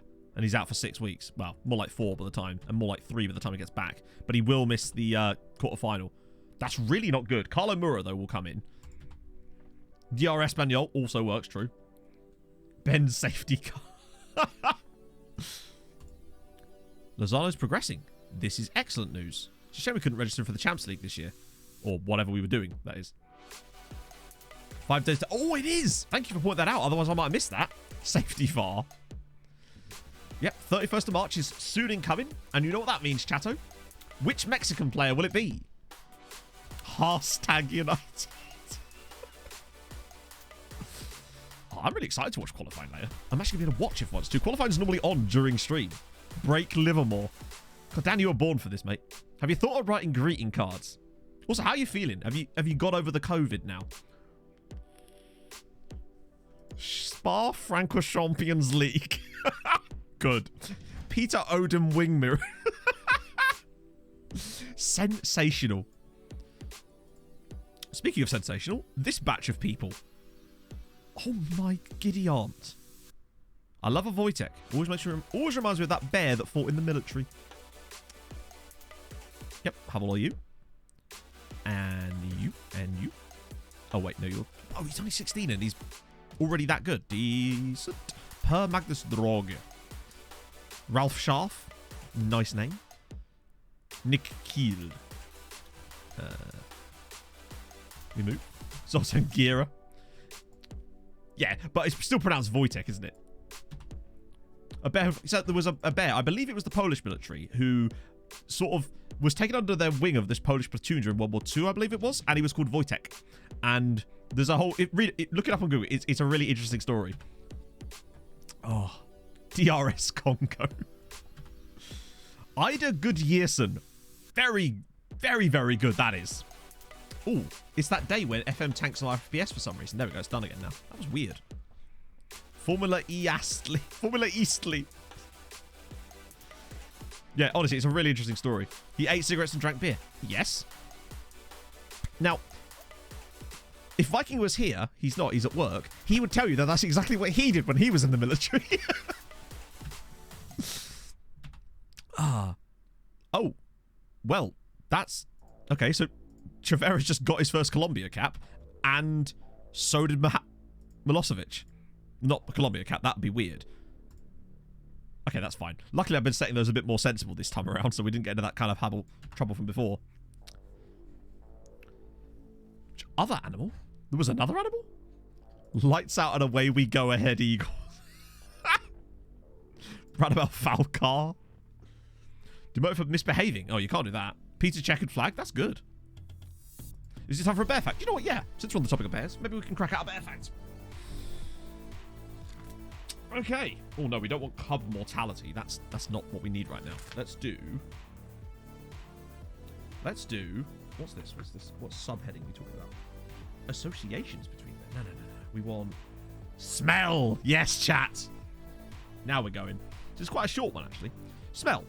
An old and much related Native American saying may best describe the olfactory awareness of bears. A pine needle fell in the forest. The eagle saw it. The bear heard it. No, the deer heard it. The bear smelled it. It's a nice picture of a polar bear. Why am I showing you a picture of a polar bear when you can't see it? There's a nice picture of a polar bear there to go with it. So there you go. Thank you for that, Gary Brown, as always, for your bear facts. It's exactly what we needed.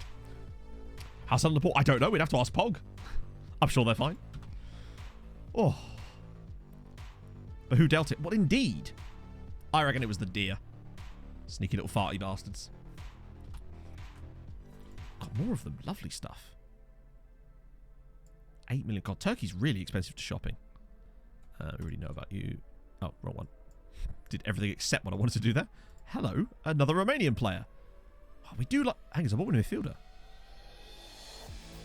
Well, I mean, we've got a good history of signing Romanian players, so let's crack on with that. Rui Ferreira, Walt Visterman. Ooh. A guy from Partizan. You might want to move now that you've been knocked out by some Kazakhs. Come on. Let's see. No, that's fine. You we don't want. You're already being scouted. You're really expensive. And you... Yeah, fuck it, why not? Bart Van Galen, cool name. Anyone else here I was really interested in? No. I also tried setting that Nigerian guy as our new target, like top target or whatever it's called, but yeah, still ain't happening. Matt Neil Warnock, good. The goat. There was a goat in the Welsh battalion? Oh, damn it. Well, there we go. It's a Hearts player. Which is interesting because, weirdly, I already kind of knew that because Dave Mulcahy predicted it in a press conference when I was getting to the first match of today's stream. He said, they asked him, who did you want to win next gen? And he said, this guy. I think his name's Scott. Yeah, Scott Haley. So he's the one, there's one that, oh, he's on loan from Man United. Right, that makes sense. So, oh yeah, this guy is absurd. I've been wanting to get this guy for ages. I hate that it's just... Yeah, it's because it was the first news article. Normally we can skip that. Also, look, this guy here. This was the guy that was at Ross County. And now, yeah, has 8 caps for Scotland already. Is this the... Holy shit, there's a full story about it. I'm going to read that after stream. Well, after qualifying and stream. Any really interesting ones in here? Wait, hang on. How don't you have a face? I ran the Z-Gen thing like 3 days ago. Who was Belgium wanted by? Everybody, if I recall. Well, basically, everybody and PSG, which is basically everybody that he's going to go. I tried to sign him already. He's just not interested. But Palacios, you're at Porto, actually, so... Snyder Palacios, a cool first name, actually. So, yeah, Mocky here at Charleroi. It's weird that he doesn't have a face. Weird. And this guy, actually, now that I come to think of it. Strange. Well, indeed, yeah. Now, these guys are obviously well out of our range.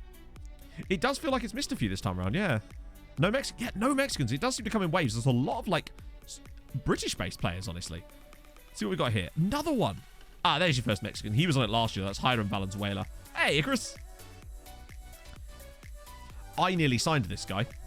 So this guy was released by St. Gallen, and I nearly got him on a free transfer, but he chose to join Inter instead. But we nearly had this guy on a free, which was mad. Ivic at Slaven Blupo. Yes, please. In fact, emphatic yes, please. He might be a very good signing for us. A guy at Bodder, Tony Nastal. 19 years old. So not really what we're looking for as far as getting the homegrown players in, but still cracking to see him there. Ooh. Herman Rincon. Inverted. Still, definitely worth a scout. Oh, look at this. Another Japanese player. There's been so many Japanese players on this lately.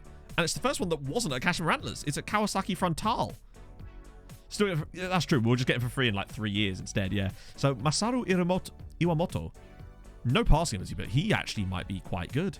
3k a week already, though. Any more? Yes. Another guy. This time at Harduke. Who's the fullback? He's very brave. Oh, wait. No, we've already scouted him. Kravstov. No, he's 19. 19. There's a lot of older players on the list this time. In fact, very much so. Brian Lacey's still there.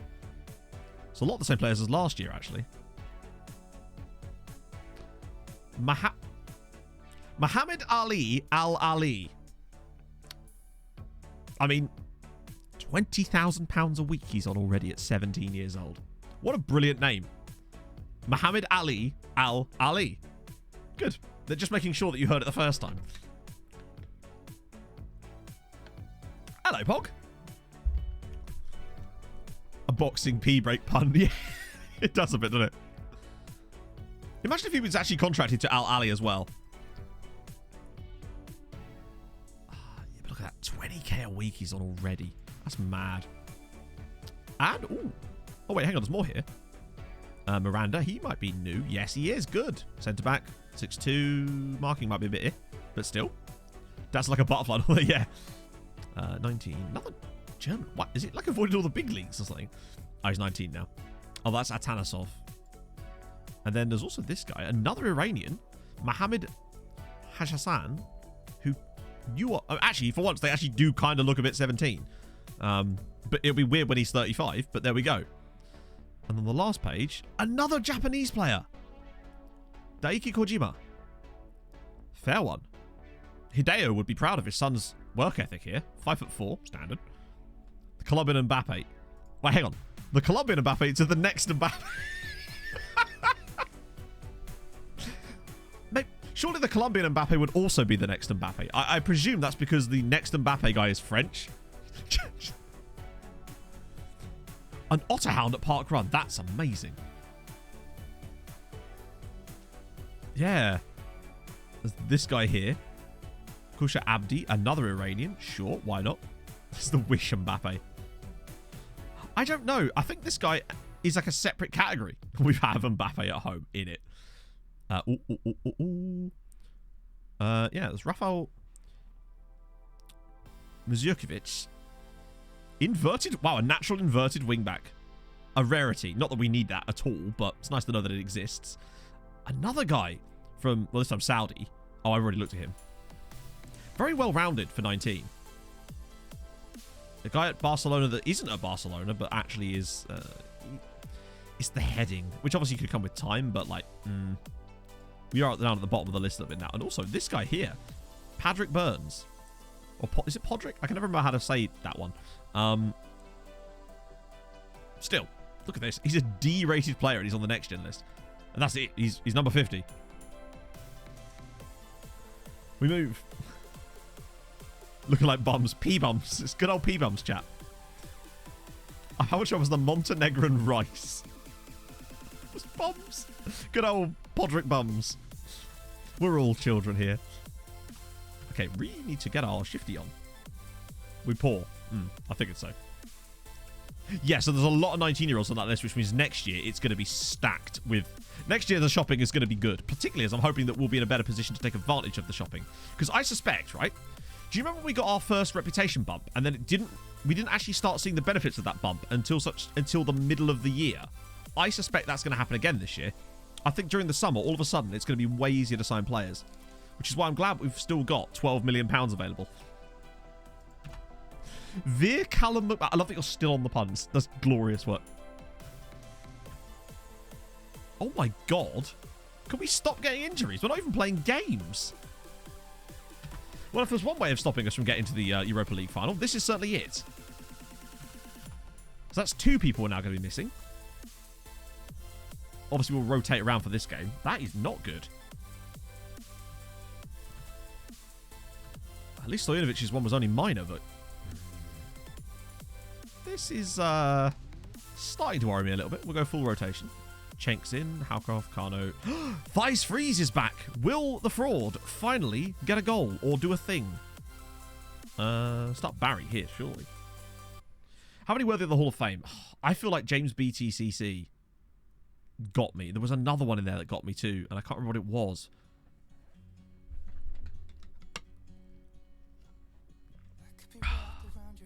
A lot, yeah, not lack of Romanians on that list, indeed. Michael DRSEN was also pretty good. Actually, yeah, fine. We'll go with that. I think it's my touring car bias that's leading me to want to do the James BTCC one. Actually, no, Carlo's going to have to play.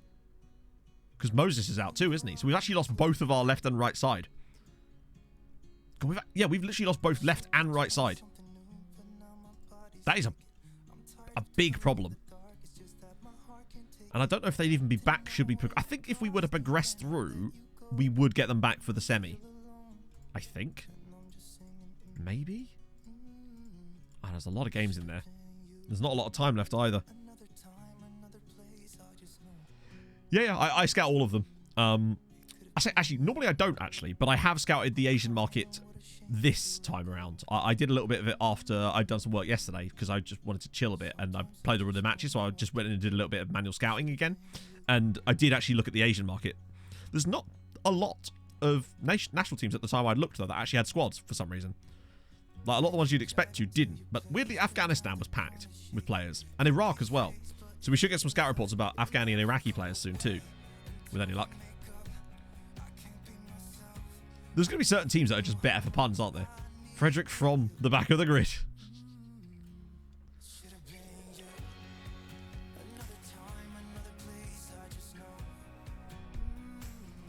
Lovely. That is going to become a very long command one day, I sense. Oh, there you go. Rastislav Sluka scoring for Sligo. I did actually find an Indonesian. I think I had an Indonesian player, or found one anyway, at... who was it? It was when I was at Midtjylland, I think. Shablo scored as well. Wow, we've been kind of bad here, actually. Like, legitimately kind of bad. I mean, I know this is a massively different side, but I'm a bit worried that those injuries might well cost us a lot here. Bart Simeo with the 24 months. 2 years. It's been an amazing time. Let's go. BBBBBBBB. Yeah, boy. Thank you very much for the 2 years. Enjoy your... I say enjoy your new sub badge. You've got a founder's badge. We've not really seen the new ones yet. Oh. Oh, thank God for that. The tortoise has given us the lead. Come on, Giovanni. Wow, he's run... That's the fastest he's run all game. Both feet very strong. That's quite a rarity. British Virgin Islands. That's pretty impressive. We had a Sri Lankan, I think, in... I don't know if it was this youth intake. It might have been my Tromsø youth intake. I had a Sri Lankan. No, it definitely was the Tromsø one because I remember pointing it out and then referring straight back to the fact that we got that like ridiculous 15-year-old goalkeeper. That's my assistant on Tromsø now is actually preferring to put him in my starting 11. Don't tell me Mura's hurt as well. We're running over. We're having some problems here. He ran over to the burger van. Yeah, don't blame him. That's another injury. 2 a wide man. That's 3 of them now we've lost. Oh, Thighs freeze. He scores! He's finally done a thing that wasn't fraudulent. Thighs freeze scores his first goal for the club after his £9 million signing. He's here. Micronesian. That's cool. City's intake.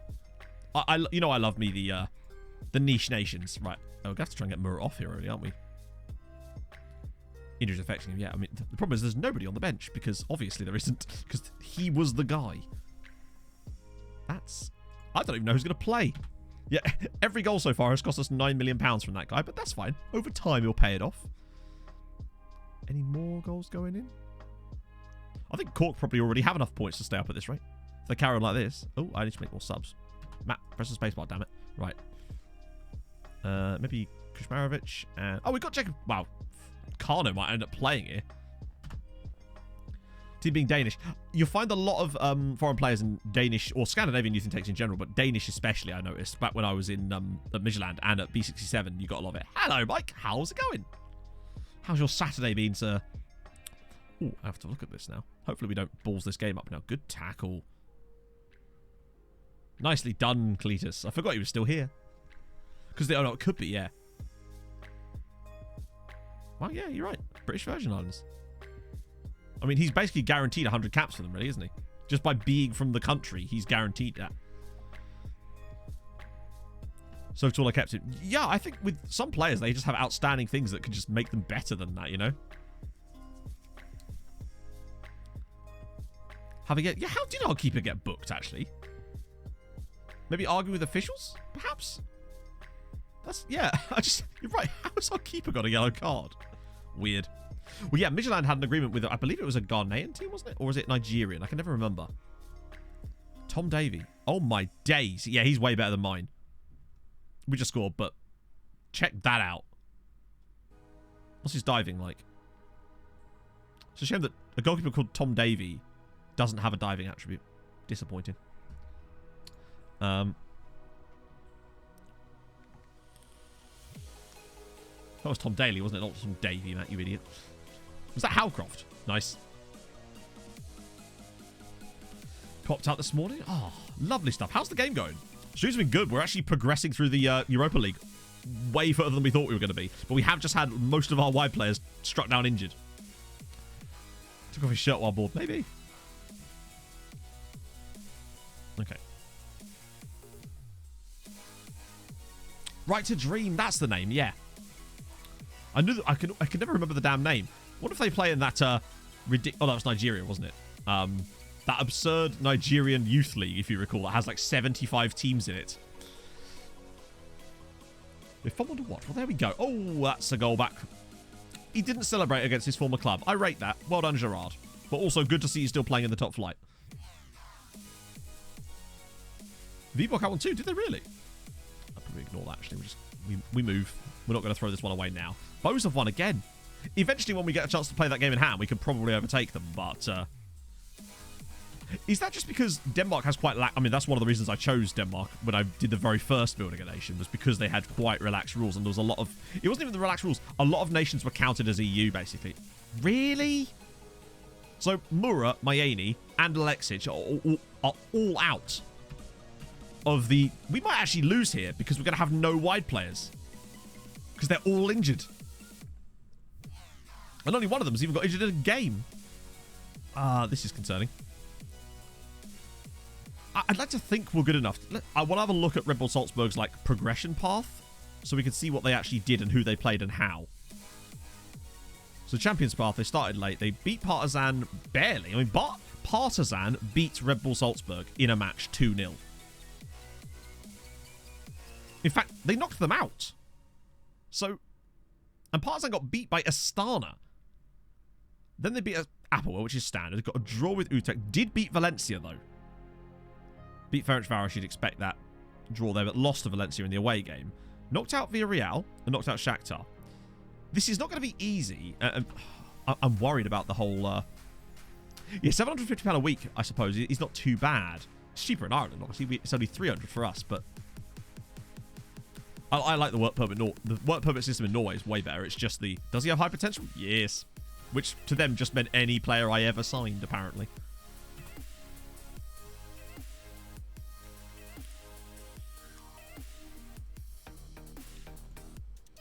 I'm loving this loan report. 3 goals and 4 assists this season for Chabot already. Mate's also played 9 games for them and has put a 7.2 up from centre-back. Gossier as well with 2 goals from central midfield. Thiago Silva's still playing well. Sluka. Anyone that's performing badly that I don't want to. Santa Maria, he has scored, but he also got a red card in a game. And he's still being played at wide. Oh. Well, of course Everton have just stole a left-back called Coleman. I know Coleman's a right-back, but regardless. Or is he left-back? No. That's disappointing, though, to have youth play. This is why we never get any good youth intakes, because our players never stay at the club long enough to even generate. We got Athlone Town. Literally the worst team in the Irish League. Perfect. What you like to see. Viznik Naziri is a cool name. And Albania. Oh, Ristic as well. That's that South African guy we were intrigued by. Elmbach. Okay. Oh, the guy at Doxa. Okay, yeah, it's going around a bit more. Like Press and Grade. Yeah, I remember these names. Wait. All right. Hang on. You there. You there. You're really... Oh, you want loan from someone really big. Yeah, Juve ain't happening, is it? Oh, I see that. We see that email constantly. And there's just kind of nout you can do about it. The only one I've ever seen... I've only ever seen it the other way around once, where we've stolen a player from them. That is the... I've only ever seen that email once since it was introduced into FM as a feature. Which is kind of annoying. Oh. Right. Okay. Red Bull Salzburg. It's Europa League time again, my friends. This is going to be interesting. Who the hell is even going to play out wide for us? Millie and Kanu. I mean, that's actually not the end of the world, is it? It's just a bit annoying that... And I'd rather play the donut there and then Tortosa, even though he's a bit tired. Hey, Palace. I'm doing good, and we're doing good with it, which is awesome news. Hope you're well. Stojanovic is still injured, isn't he? Yeah, he can't. He'll be back for the second leg. But, like, what is behind this? Literally, behind Millie, it's Bayrak. That's how much we've lost depth on the right side because of the injuries. And on the right-hand side, it's also Bayrak. Cenk Bayrak, are you on the bench? Yes. You might well be coming off the bench today, Sonny Jim. The Marseille score was, I think, 6-4? 6-3? 6-3. It was 6-3 on aggregate. We won 3-1 at home and then 3-2 in Marseille. Smashing. Yeah, this never once happened, does it? Roy Gavin, true. Always needed that. Where's the fun? I don't know, actually. Does it tell you here? Doesn't tell you unless you go to... Oh. Hang on. There is definitely a way to see it, isn't there? And I've forgotten where it is. Oh, Mestalla. So it's in Valencia. Which is why we want to make sure that we don't beat... It's why we want to make sure that we beat Valencia. I don't want to have to... I don't want to give them the opportunity to play at home in the final. Your cat bit you. Rip. Okay. Yeah, it's not ideal. With the, I worry about Millie and Kano in this team.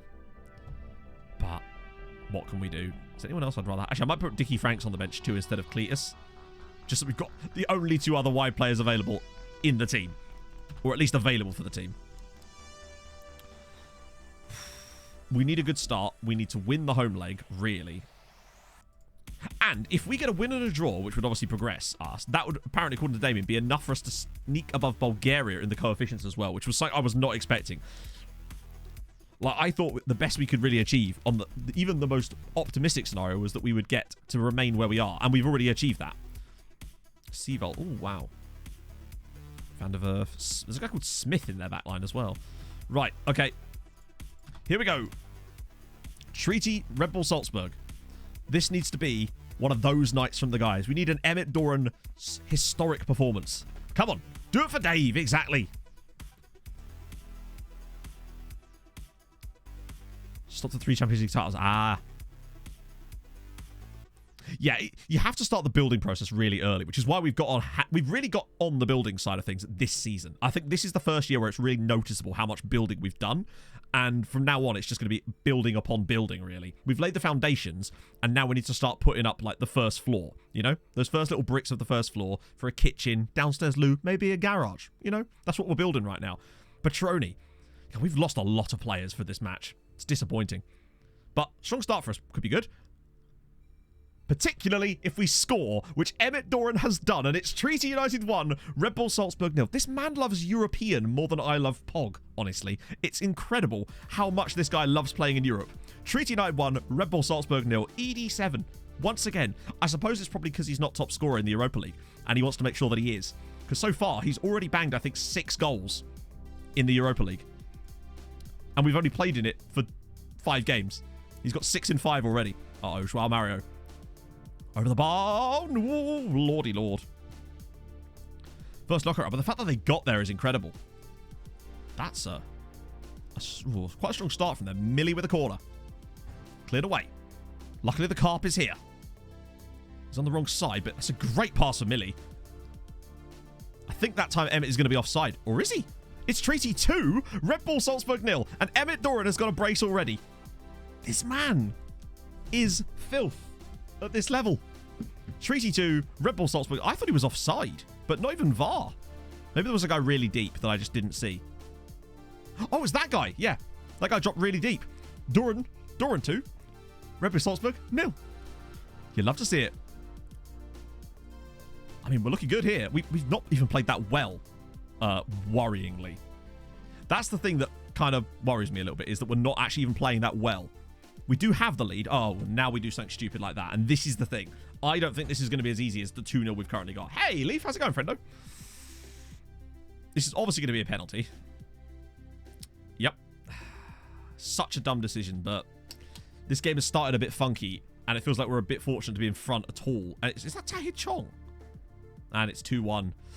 I'm good. I was better until we conceded that, because we were in a really strong spot. Yeah, at least it's not Valeri, it's the other one. But like, oh, surely not. Imagine if he puts us on Emmett's head and it's 3. Oh. Maybe we can play our way into the game a little bit. One of the benefits of being a goal up is that you can play your way into the game and still be in front, even if things start to go a bit wrong. Petroni. Oh, was there a pass in through the middle? Oh, there must be one now. Emmett. Millie. Carno. Good tackle. Oh my god. Emmett got in the way of the donut shot. I think it's, his name is Davide Massa, I think, is the referee for this game. Right, come on, win that header. Yes, nice. Good. This highlight is very long, which usually means there's a goal on the end of it. Alaku, it's a great touch from Alaku. Millie, oh, can he square it? Cut back, maybe? That's all the way back. I'm sorry. I can't have been the only person that just saw what he just did there. Did he just roll that ball up of his body, spin round and volley that into the bottom corner? Comes back to him.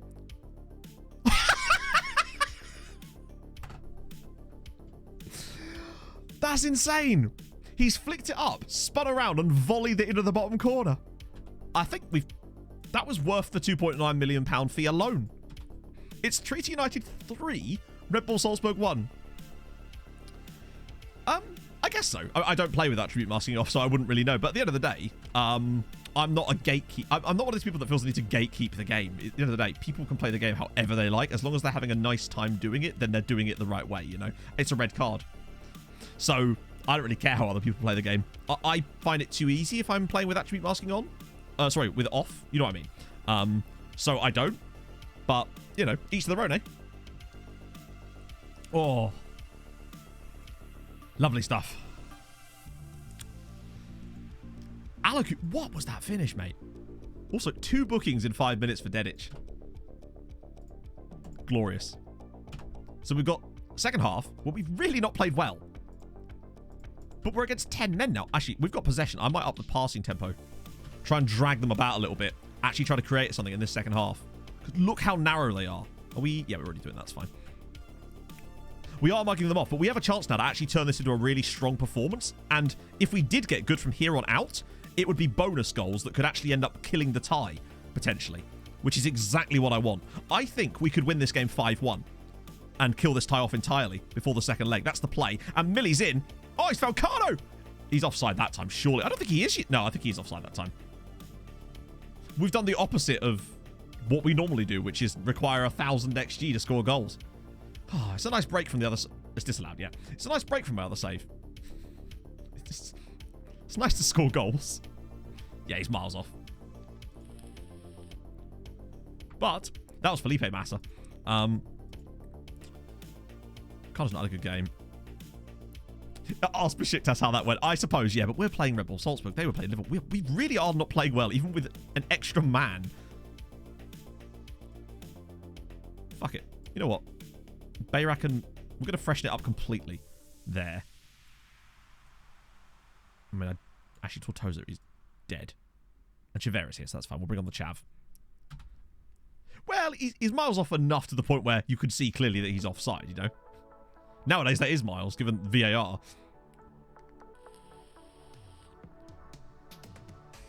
Yep, I think that was the right sub.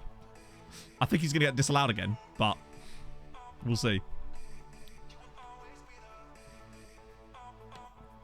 Why did I think that was going to get disallowed? It's not. It's Treaty United 4, Red Bull Salzburg 1, and Cenk Bayrak, fresh off the bench, grabs the goal.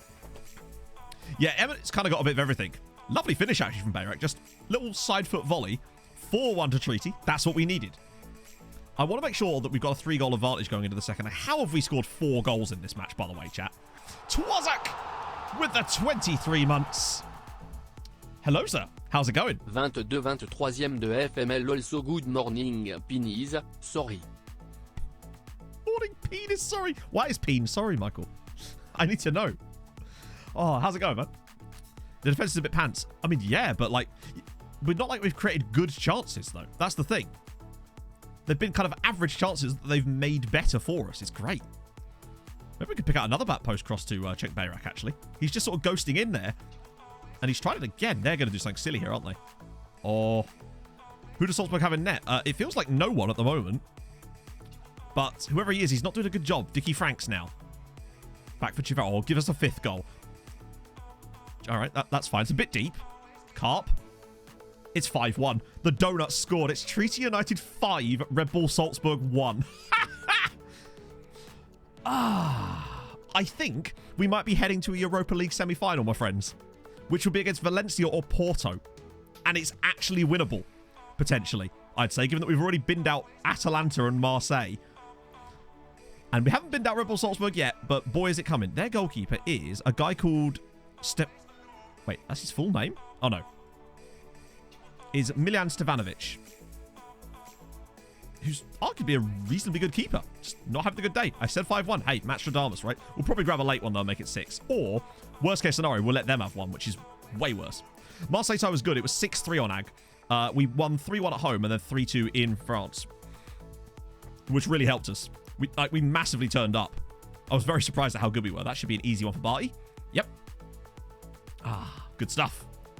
I mean, a 6th goal would really kill this for me. 5-1 is still a long way to fall if we were to balls it up, but 6 is surely... And this is with a weakened side, remember? Like, we've got a lot less players in this team than I would have liked. Oh my god, this goalkeeper. Cenk Bayrak makes it 6-1 to Treaty United. He's got 2 off the bench. I'm glad I decided to bring him on. What is the keeper doing? That was fully Pickford versus Origi, wasn't it? Like, what is this? He's just bashing it back into play. Oh, Bayrak with the 6th goal. Maybe I'm the nomad. Don't give them one now. Oh, well played from the Carp. What a goal line. Chat, we've just witnessed a goal line clearance from a man on the post in this game as well. What more could go our way in this match if you're seeing stuff like that happen? Dickie Franks, he's going all the way here. Surely he can't... Oh, actually... Oh. We've got a bit better as the game's worn on, but not by much. We're 6-1 up with an XG of 1.17. This is mad. Oh, go on. Give us 7. Do it for Emmett. I want 7 for ED7. Particularly if he gets it. But it doesn't matter because Cenk Bayrak's got a hat-trick off the bench. Treaty United 7, Red Bull Salzburg 1, and Cenk Bayrak has got a hat-trick from the bench. What is this match? 7th goal of the season as well, yeah.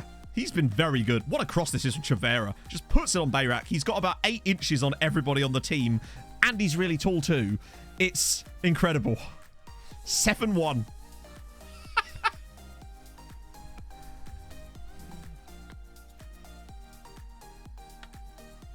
you know, just a casual 7 goals off of an XG of 1.31. My Tropsa team are actually traumatized by watching this. Yeah, I was going to say, Ripple didn't give them wings today, did it? Jesus. Keeper wants to move to Wolves. In it. There's been a lot of that lately. They actually out-XG'd us. Do you remember, chat, that game we had in Africa when we were in South Africa and we lost 6-0 to Mamelodi Sundowns, where we had this... I think we out-XG'd them by like a considerable amount and we lost 6-0. Viantra! Thank you for the 7 months. How's it going? Oh, shit. I got COVID on Tuesday. Today is finally the first day of getting better. Good. And witness this set and win. Hopefully I can enjoy your stream next time around. Hope so. Hopefully we can continue to make it good today. The red card certainly helped. Now, a lot of their XG came from the pen, but even so, that's mad, man. That was, no, weirdly that wasn't. That was actually during the first season at,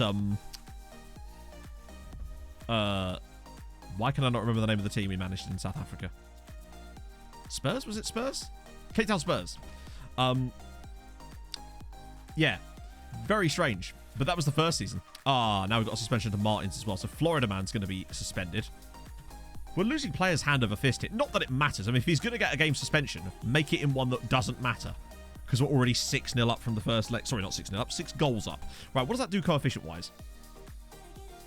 We shouldn't be able to get over Bulgaria with that. We're bloody close to them now. We are literally 0.025 points behind. Oh, I think we can go there and win. And we kind of need to as well. Cape Spur? It was Cape Town Spurs. It was who we were managing. They're a South African football team. Used to be Cape Town Ajax or Ajax Cape Town. We're essentially up, yeah, but we do need to... I still want to make sure we win that game, really. Or at least draw to make sure we overtake Bulgaria. Plus confidence, and just the more coefficient we get, the better, right?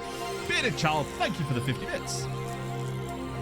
Han last time som Johan skåret 7 innan neste leget var besiktas.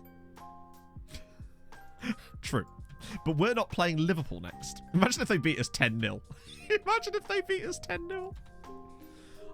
I don't know if you get any coefficient bump for the progression. As far as I know, it only... Maybe... I don't know which... I don't know at which stage you actually start to get any benefits. I don't think you do you? I thought that only counts for getting out of the group stages. But I don't know what... Do you get points for getting to the next round? I don't think you did. I thought that only accounts for getting out of the group stages and then if you win the final or something. I don't know. Right. So Galway. Might as well just play that, I suppose. Yeah, I think it was only from group to knockout. It's only for the transition period between group to knockout that you get the extra points, sadly. You do have to still keep winning. Tortosa does need a rest. I'm going to play Thighs Freeze for today. In fact, probably instead of the donut, actually, and do that. You get bonus, do you? How much? And I don't think... I swear you don't. Because we didn't get a bonus when we went through to this round. Is it only for, like, the semi-finals, then? Because we didn't get one for last time. Or any of the other rounds in this tournament. Not that I could tell, anyway. Maybe we did. But it didn't seem like we did in terms of the amount of points we were getting.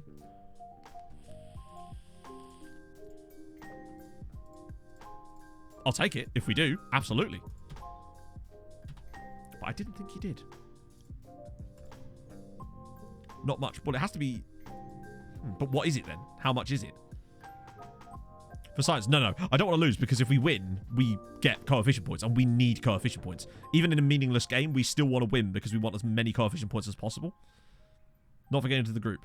Yeah, so that's what I thought. I thought it was the case. I swear you don't get any points for getting through. It's only for the winning of the matches or the drawing of the matches. As Emmett Doran goes around the keeper and slots it home. We're getting very close to Chris. Yeah, so this season will actually move us to 19th. We're actually going to gain a spot. Or is it 18th? Needless to say, next year we will make ground. Because we're losing a really bad year and it's being replaced with... Even if it's replaced with an average year, but I really think this team is above average now. I think there's a strong chance that we can make our way towards that 15th spot. Coefficient points down. Let me have a look while this game's going on. Bonus points. Yeah, the problem is I don't understand it. That's the problem. It's just an absolute mess of numbers that I just couldn't possibly interpret. Gets 1 point for each round after the round of 16. Oh, so it's because we... Right, that's why we didn't get any points, because we weren't in the round of 16 at that point, were we? Because the Europa League has a round of 32. The first round is like... Is that, isn't it? I think. Yeah, it must be, because it's round of 32 then 16, then, yeah.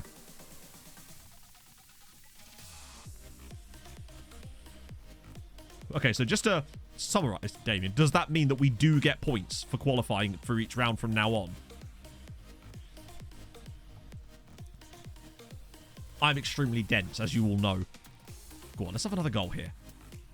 I still can't get over that goal that Alaku scored, where he spun around and volleyed it.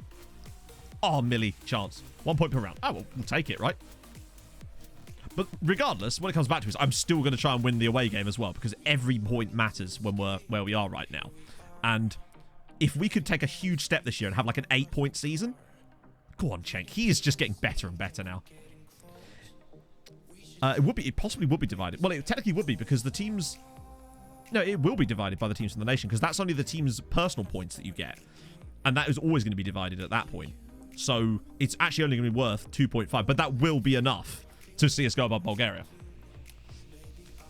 Threshold for attributes, I will show you after the match, but basically, I'll tell you now, if you go to preferences, and then at the top, type in the word skin, in the search thing inside preferences, and then you'll see a thing that has the skin color preferences. In there, you can set the colors as well as the thresholds.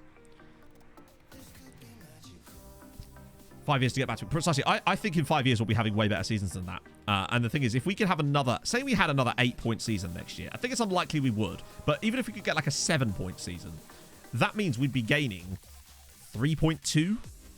That's a huge step up. That would take us to close to like 32 points, which would see us probably get very close to... It would get us into the top 17, no doubt, because other teams would be losing good years. And it would get us pretty close to maybe jumping completely through that and getting into the top 15. It's a big... potential one for us, I'd say. So we haven't Cenk in the same team as Emmett for once. But this is not going well for Galway. I know this is only the cup.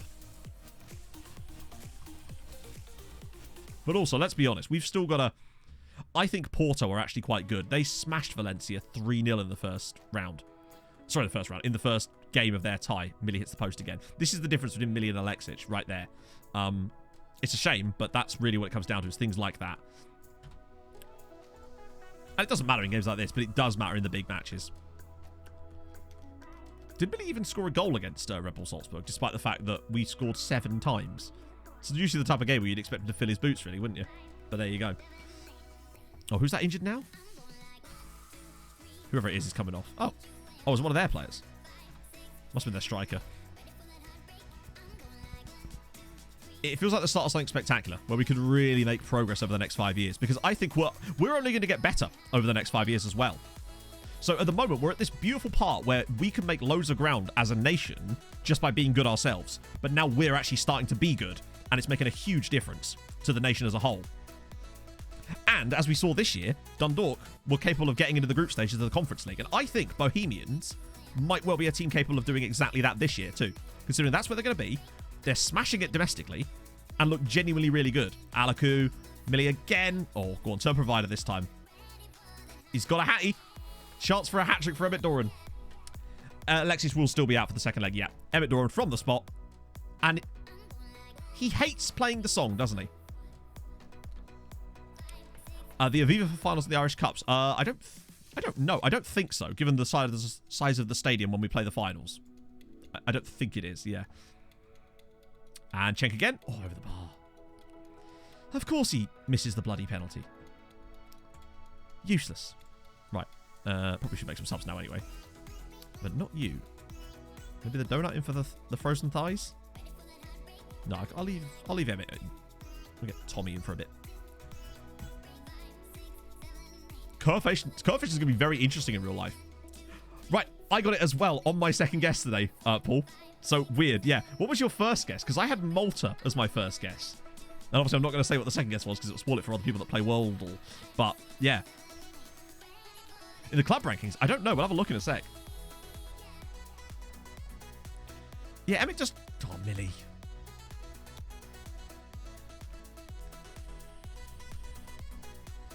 I love the Europa Conference League. I think it's... UEFA do a lot of shit. And they will continue to do a lot of shit and make shit worse. That's what UEFA do. But the Europa Conference League is for me, just a brilliant thing. I love it. Oh, close one. I'm glad it exists. I'm glad that it's funneling more money into smaller football teams. It's brilliant. I don't know why I thought it was Malta the first time around, but yeah, the moment I had that and I got the direction, I went, well, it has to be. Intertoto. Oh, I love the Intertoto. Fulham. Intertoto champions, of course. One of about 12, because that seems to be how they did it, wasn't it?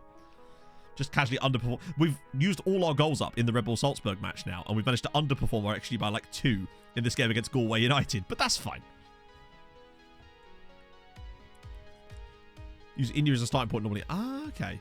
I just pick what I think it looks like for the first one and kind of work it out from there. This is the first one I've even got, and I've played it every day since you showed me. The map of the country, yeah, it's like Wordle, but with maps, which is, for me, way more interesting.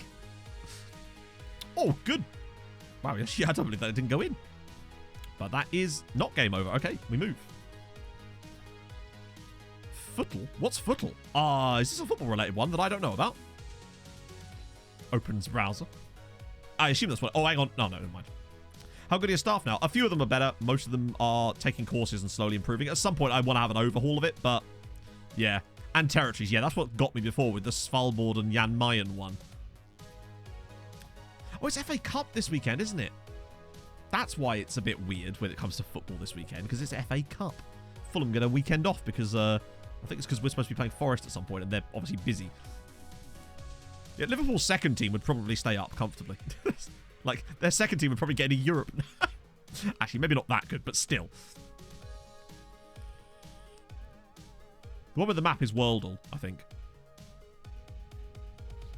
Yeah, at some point I will have a little overhaul of the staff set up at the club, but it's one of those things that I don't do live on stream because it's tedious, man.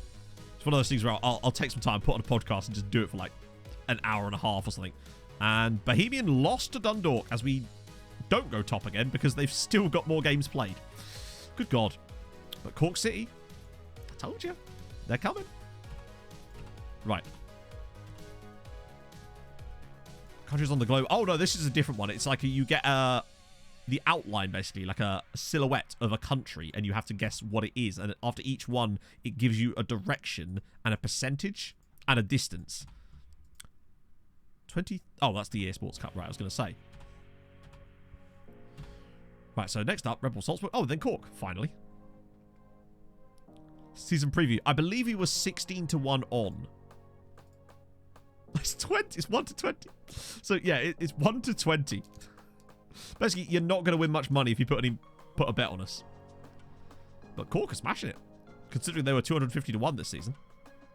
I also love how the team of the year... The Media Dream 11 is just our first 11, plus this guy at Scamrock Rovers, who is on loan from us. I don't even remember getting that one signed when we were in Norway. New contract. I gave you a new contract, like, last year. Like, and not even last year. 6 months ago, I gave you a new contract. Are you actually going to be a dick about it? Piss off.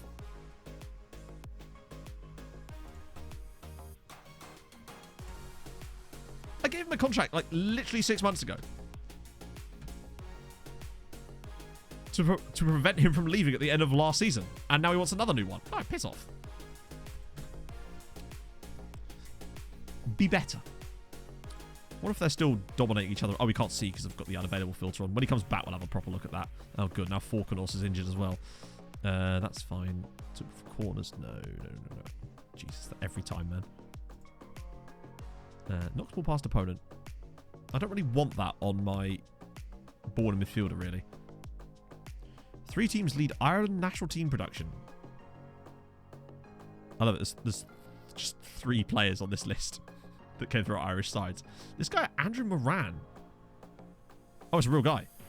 And obviously Paul Kelly, who's at Triestina, who I tried to sign, but he said no. Oh. There we go. Oh, hang on. Did Ross County finally get into the top half? Oh, they did. They managed to beat it at the break. Wow. They finally picked themselves up a little bit. They're still miles away, but at the very least, they've your guess to the country, basically, and it gives you an arrow as well.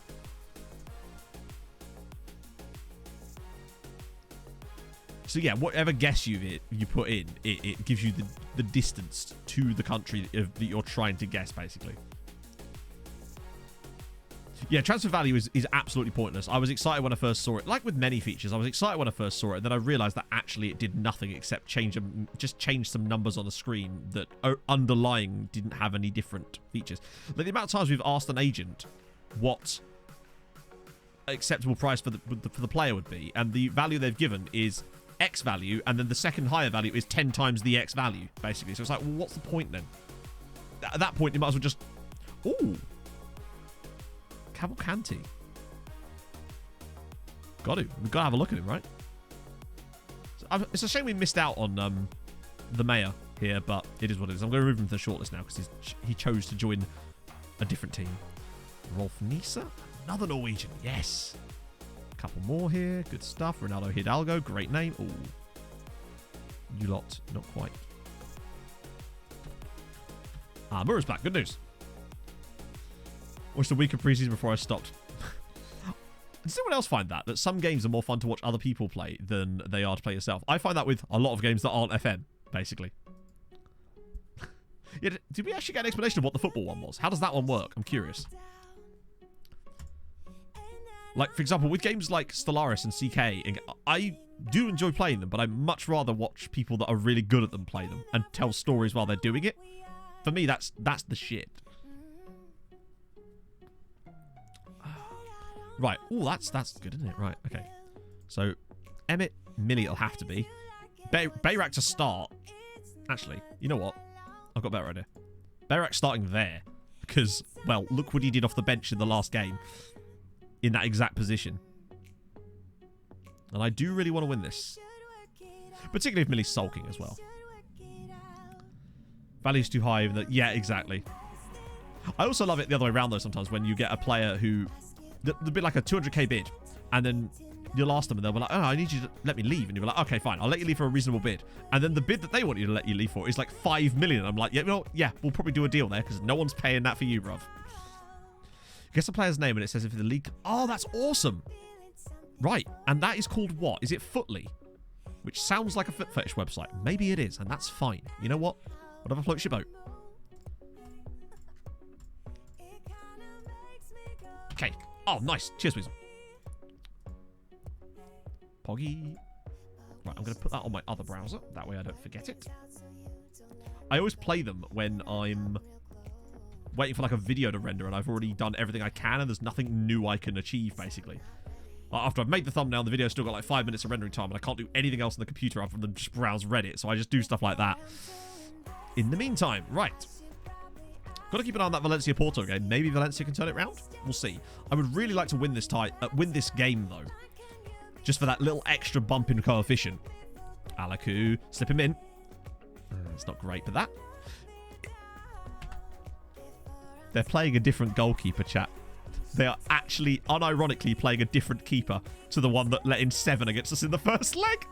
I do love little bits like that. Bayrak, the donut. Oh, look at the build-up. This is great. Go on, Bayrak. Put it on someone's head. Or maybe a long ranger from Chavera. Oh, I would too, but I just love seeing the AI do stuff like that. Here we go. Or is it a different one? Maybe it's the same underlying code. Or Bayrak. Oh, knocks it down and the donut slaps it home. Donut's been very good. Is he all right there? Looked like he was bending inside a guy there. Wonder if they look the same. They do look a bit different. Oh, well, if there's 2 different ones that do the same thing and I get to play both of them, I'm fine with that. Open that in another window. Good shit. 1-0 up here in Austria. Yeah, maybe that goalkeeper's just, like, not allowed to exist in Austria anymore. Valencia are winning against Porto. So 3-1 on Ag there as we go 8-1 up. We're 8-1 up on aggregate in a Europa League quarter-final. That shouldn't happen. But here we go. Carno. Oh, we can drop this across for Emmett. Orford, look at the patience. Look at the... Oh, and Alaku's ballsed it up. He could have had another one there. Ball in. Kanu! Alaku! And he's saved again. Look, this goalkeeper's making saves. He clearly deserves his place on the pitch. For that alone, right?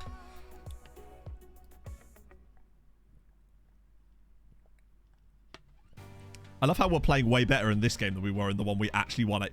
What's the betting that we have a higher XG in this game than we do than the one we won 7-1? I would not be surprised at all. Carlo's ball. Ah. Come on, lads, there's 3 of you. What?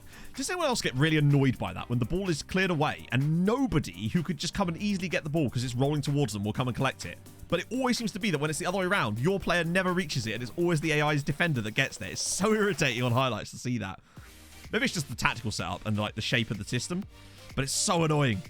Shergård. Oh, they can't catch a break in this tie, can they? It's like the ball's rolling directly towards them and they just stand there and wait for the attacker to go all the way onto it. Oh, hang on. Seabold's through from defensive midfield here. And, wow, they are really not good in this tie, aren't they? We've given them chance after chance on a platter and they've just missed it every time, basically. Emmett Doran cleared away. Right, you're going to come for it this time. No, you don't need to because there's a guy there. That's fine. Makes sense. I get that time. Alaku. Emmett Doran. It's 2-0. Red Bull Salzburg 0, Treaty United 2. Emmett Doran scores yet another goal in the Europa League. He must be getting on for top scorer in this competition again now. He just does things. He's heard what I said about needing more goals out of him. This was really bad defending again, by the way. Was it Alaku? Yeah, Alaku slots it through. Gorgeous little finish from ED7. He's going to need a few more for the hat-trick, but he's got it in him. You never know. And we're 2-0 up on the night. Right, go on, drop back. How did our player not get a touch on the ball there? Oh, dearie me. They're on stay back on corners, but the only option you have is stay back on... If they're back, then there isn't an option called stay back but come forward when... Oh, you mean the stay back if needed? I thought that meant that... I thought stay back if needed meant that if they left certain players at the pitch, they would stay back, from what I remember. I don't think stay back if needed means that they won't come and push there. Because the ball's in open play. It's no longer in a set-piece situation, surely.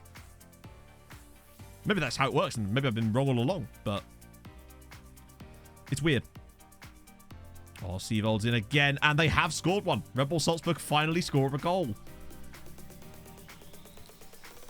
It'd be cool if you could actually have a thing, though, that said, you know, come and push this here.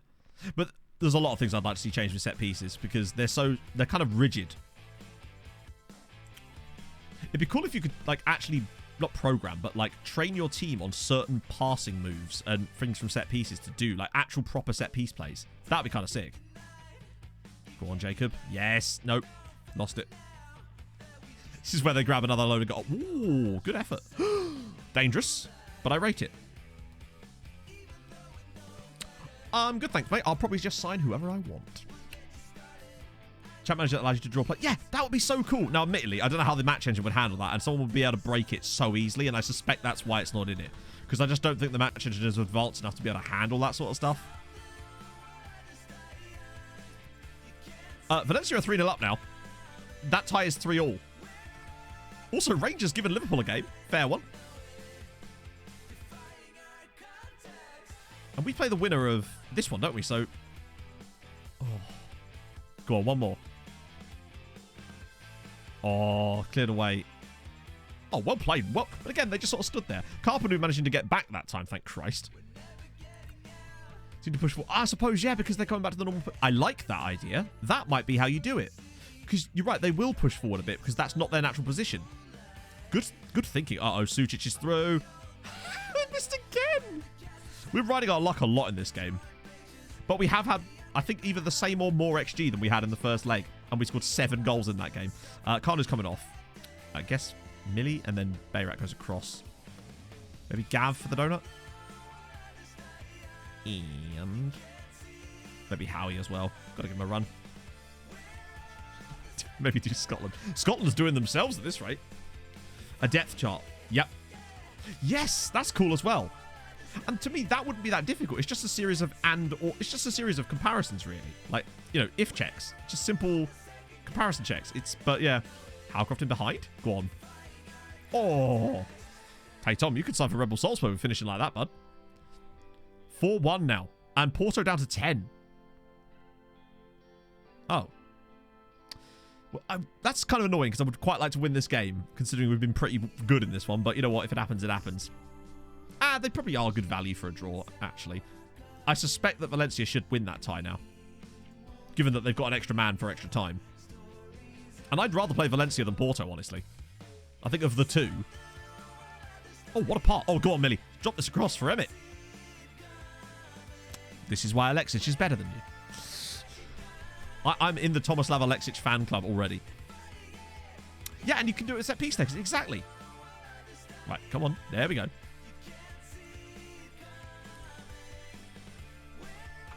They've just gone super narrow right at the end for some reason.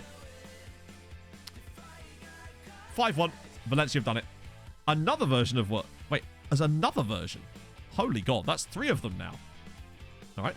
I'm definitely trying all these out later.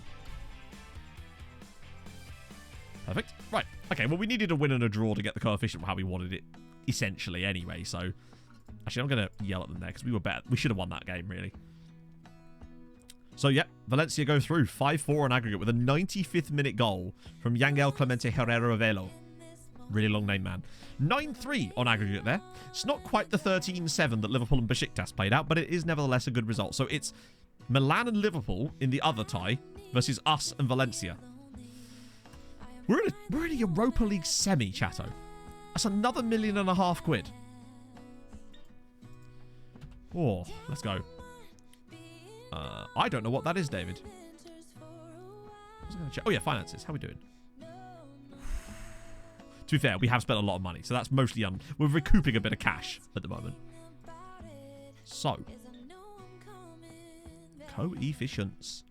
8.5. We've got 8.5 points this season. Insane. Solving 60 Wordles at once. I've never even played Wordle, let alone anything else. I've only ever played the country one that I was sent. That's big. 8.5. So we're now, well, not miles ahead of Bulgaria, but enough to get that locked in now. And the more we gain this year, the less we have to gain next year to start pressuring all the way up. Because are these teams losing any good years next year? Look at that. Norway losing a 9.5 next season. Greece losing a 7.8. Czech Republic losing a 7.4. Ukraine losing a 6.7. A lot of teams... Yeah, Greece have had a great year. But a lot of teams next year are losing quite good years. And are going to have to do great guns to try to keep up with that. Even Austria are in here, but they're losing a bad year. So Austria will probably scoot away. I don't know. I think next year we could maybe go for top 15. Or at the very least, top 17. That seems nailed on at this point. Right. So where the hell's the Valencia game? How many games are in between? Oh, it's only 3. Okay, that's fine. Oh, it's in between. Right, I was thinking, yeah. Cool. Yeah, we started in 40th, I think. Then we went down a bit to 42nd. It was 2-2 in the end, Damien. We went 2-0 up, but then ballsed it a little bit. Oh, God. Yes, this is why I regret asking this isn't to sort that, because now we just get this email every fucking week. Yeah, Liverpool lost 7-3 in Turkey and then beat Besiktas 10-0 in the home game. It was very strange. There was 5 goals in the last 15 minutes of that tie in the first leg. And most of them were for, I think 4 of them were for Besiktas. It was strange. Northern Ireland's bloody hard. Yeah, it's just because, I mean, with Northern Ireland, you're going to have a huge issue of just the Brexit rules are going to absolutely stiff you when it comes to signing players. And also, Northern Ireland has ridiculously strict rules when it comes to squad sizes. Isn't it? Isn't it like 20 players or something, the squad size limits? Which to me is mad. How far back? A good way. We did just have a little look through it. But we're not going to get any more this year. Unless we won it. Like, the nearest team is actually Ukraine. And you can see that we're nearly 3 whole coefficient points away from them now. So, I don't think even if we won it, we'd manage to get above them. Aiden, thank you very much for the follow. Don't know why that didn't pop up. Oh, enjoy the game, Mike. Did Valencia drop down? I don't think they did. Actually, very flexible. Okay. But no one has ever explained to me how. Everyone just goes, hey, it's very flexible. But they never explains themselves. All I see is the thing that says 20 RDF tactics. I'm using the RDF training schedules, yeah. Infamous Slinky, thank you very much for the follow. Look at, all right, Jesus. I'm just, like, I can't remember everything about every nation. Believe it or not, I'm not that smart. I'm really not. Like, I can't be expected to remember everything. It's just, I only know what I have written down in my, spreadsheet, which says 20. So I assume it's because there's, like, lots of exemptions to it. Got code. Oh, that's... Oh, shit. Oh, that sucks, Danny, man. What stuff on youth intakes? I'm curious now. What's the conclusions? Because our youth intakes have been dog shit, unfortunately. 3 points are impossible. Yeah, I figured. So that's fine. To be fair, I was mainly setting up for next season. This year was really just to kind of see how far we can go. Because if we can have another day like this next year, good lord. You don't know about South... No, of course. I actually do know about that Ninja Chicken, having managed in South Africa last year. Who is best in tactical stuff? Oh, yeah. I think most people tend to do that. Don't they? That's generally what it's hard sometimes to find. The problem is, when we first were looking at the Hoids, it was hard to find Hoids that had the right setup compared to ours, particularly with the limited amount of people that were available. Liechtenstein got a coefficient. So I think it's something to do with there's only one team, basically. And as a result, that they don't get divided by anything. So if they do even the tiniest little thing, it's very weird. I've seen that a few times before as well, I think. But yeah, stay strong, Danny. I hope you're okay, man. Let's do that. We just kind of gotta go. But yeah, I believe it was always the sort of perceived wisdom that you want to have your Hoid have good personality, ideally the same tactical style and everything that you do as well, but it sometimes just isn't that simple. When you're Treaty United, when we were first looking at Hoids, you don't get to be picky like that because no staff members will join you anyway. And when they do, like the problem I've got at Tromsø at the moment as well is that our staff wages are higher by about 50% than our player wages because staff member wages on FM are fucking stupid. I was looking at some more staff members actually on my Tromsø save. Unemployed, member of staff, never had a job. Average attributes would maybe improve us a little bit. £9,000 a week. What is that? It's so dumb. Chris is still with us. Oh, yeah. One of these days I will replace him. Now that we've kind of got a set style and a shape, maybe we should look for one that's going to match the exact system we play, and we'll see. Africa Save was real fun, yeah. We never quite got what I wanted out of that, but hey. What we did get, though, was sacked with the last act of FM21. So that was quite funny. The last stream of FM21... we got sacked from the save with one of the weirdest XG seasons I've ever seen. Except, of course, for this season with Tromsø, which is far worse. But it's just that because Tromsø are so good at the moment that we're just about managing to battle against that ridiculous deficit. I can't believe that at one point we'd underperformed our XG goals scoring by 15 goals after less than half a season. Staggering. Maximum of 20 players in the squad, but players below 21 don't count towards that. Right, okay, yeah. So it's kind of actually fairly relaxed. So I think the biggest issue in Northern Ireland really is going to be the Brexit rules when it comes to actually signing players in the first place then, I guess, yeah? So I'm assuming most seasons you barely ever actually have 20 players registered then, I guess. And Billy scored a penalty.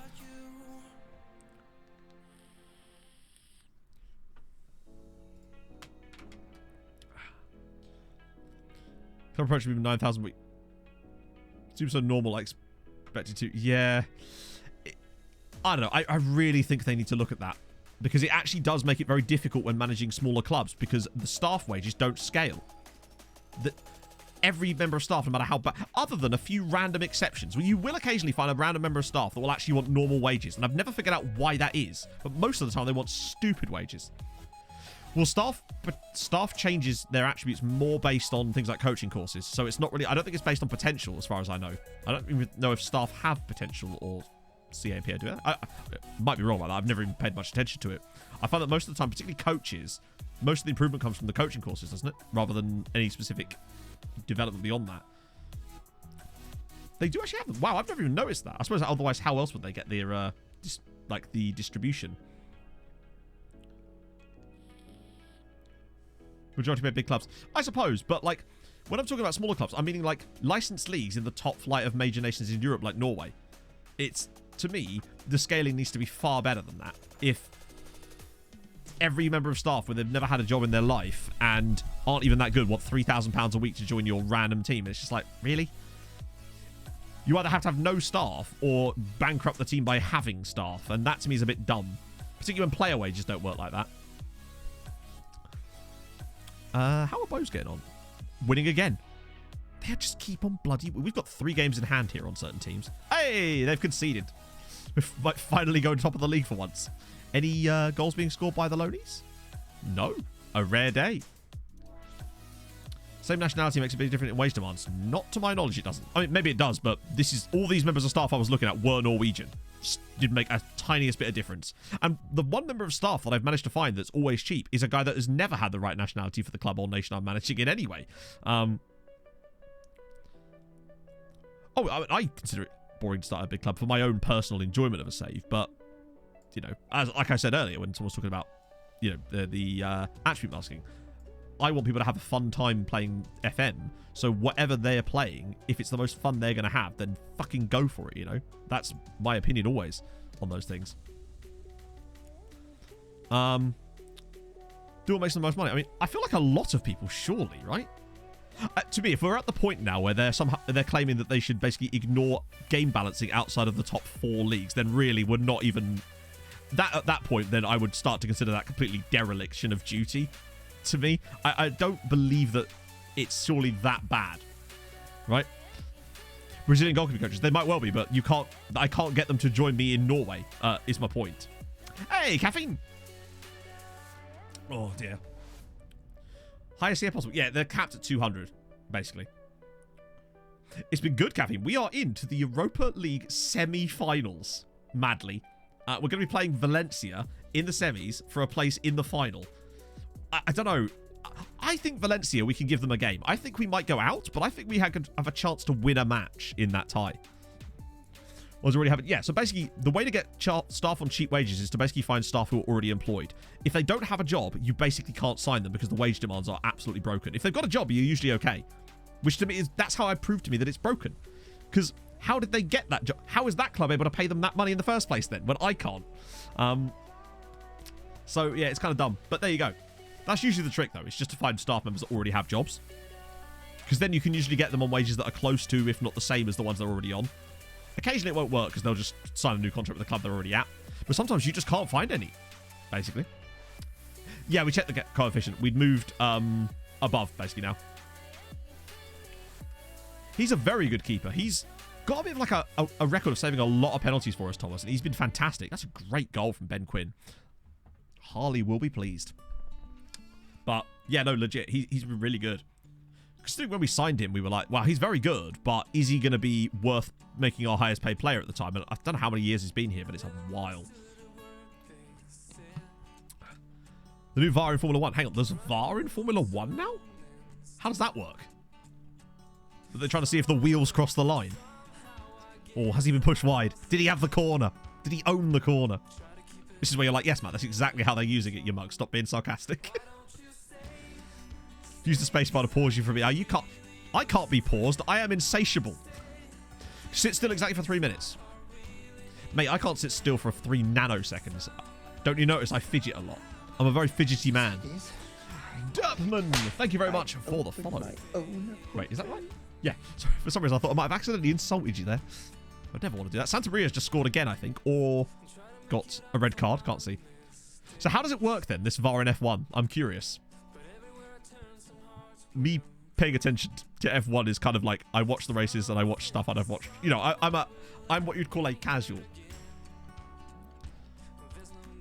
Maybe it's because they made all these changes because with Massey on now, they've obviously thought to do some different stuff. Perhaps, I don't know. It's 4-1. Who was that got the goal? Was that Emmett again?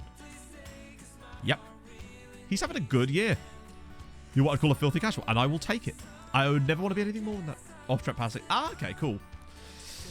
I do find sometimes that, and maybe this is just coming from an outside perspective where I've watched a lot of sports that other motorsports that don't quite do this as much, is that I do sometimes find that sometimes F1 teams can be whiny bitches in terms of their just the tiniest little thing, and they're like, no, he needs a 7th-place grid penalty, and I'm just like, if this was NASCAR, they'd just be like, you sort this out between yourselves. If you crash, that's your fucking fault. Don't do it again.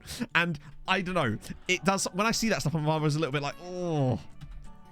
But some of it's also still good in a way as well. I think it's kind of a balance, really, isn't it? And they won in the end. So any goals for the Lonies? No. Yeah, literally. We're back on the racing puns, exactly. Like, some situations I can completely understand it, but sometimes it just feels like they're just picking at hairs, and it's just a little bit like, maybe try and win it on the track. Like, it feels like most of the time they're trying to win races in the steward's office all the time, and I'm just like, ugh. Oh, dear. I did enjoy that video with Lando and Danny Ricciardo watching Drive to Survive and being like, well, that's a bit sus.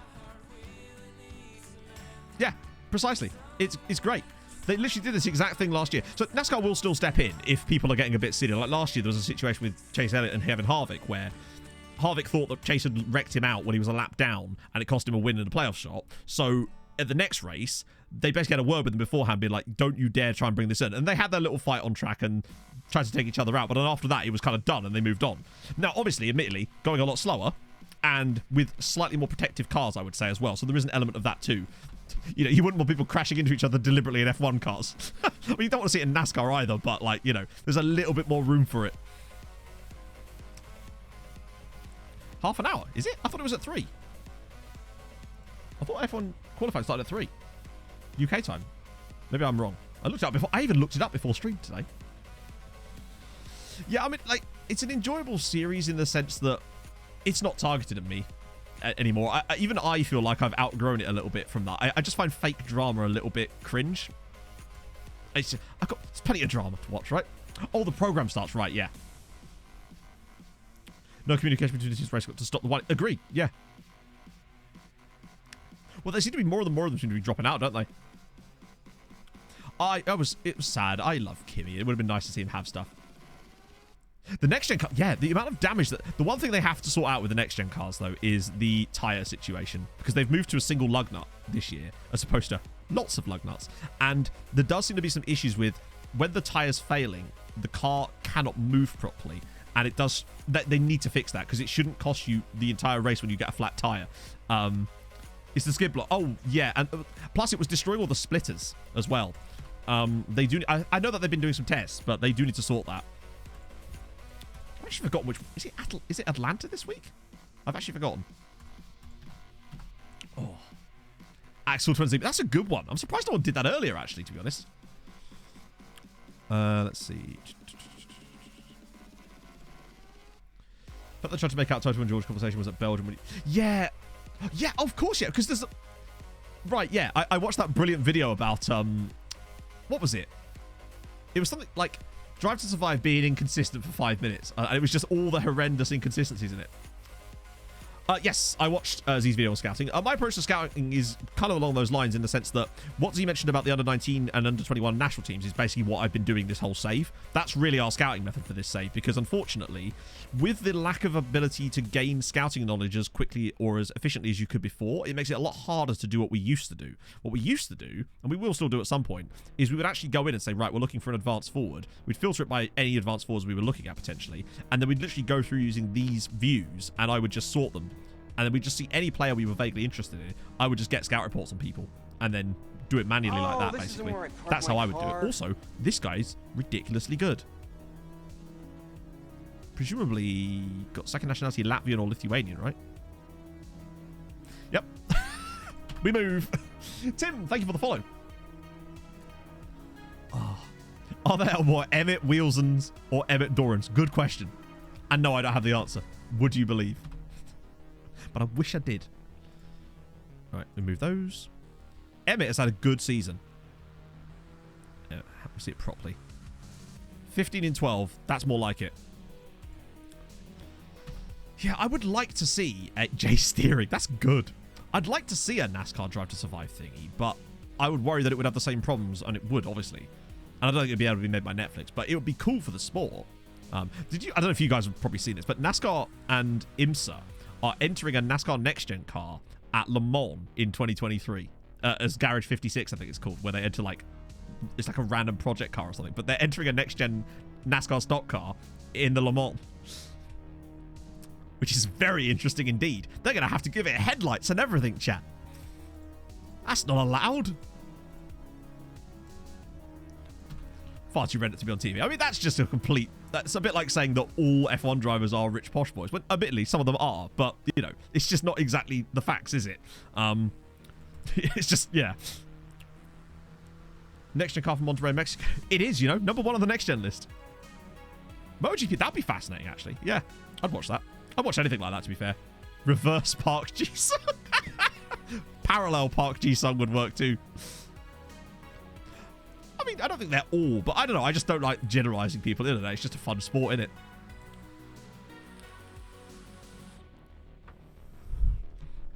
Let's face it, most of them in NASCAR are also rich posh boys. Just in a different way. Most of them are pay drivers too, in it, for the most part. Everyone's getting football. Not for a long, long time, Insanity.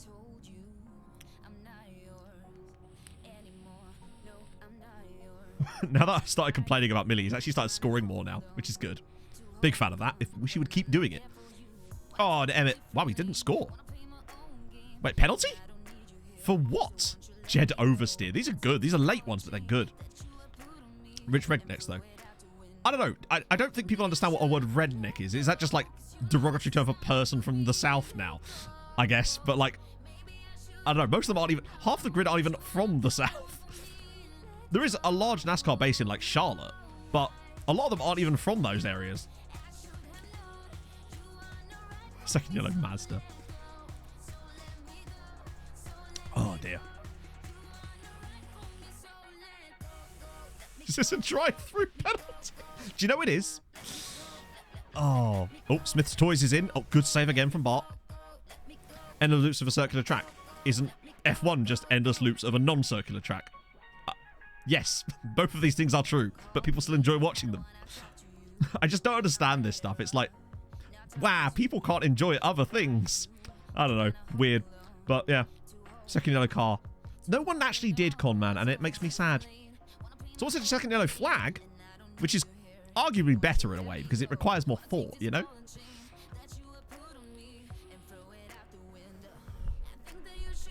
Oh, dear. Go on, Millie. Yeah. Okay, Millie's back. This is another one of these League Cup matches. It's going to be a while, isn't it, friends? I can feel it. 8-0 incoming. Millie gets 5, probably.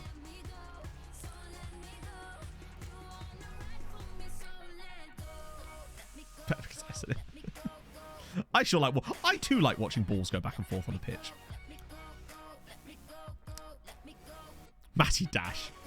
Like, okay, if you've never ever watched NASCAR and your opinion of it is just it's people go around in circles, then firstly, that's not... I mean, yeah, you're welcome to your opinion on it. Of course, that is a fact. They do go around in circles. But also, not every track is an oval anyway. But also, in addition to that, I think if you like the race strategy side of F1, which admittedly I think a lot of people do, then you would really like that side of NASCAR because it is very heavy on that sort of stuff, because pit stops matter in NASCAR, arguably even more than they do in F1. In fact, by quite a considerable amount, I would argue. And that is a big factor. And if you like big crashes too, they're also pretty good. Oh dear. Brum brum in mum's car. Damn straight.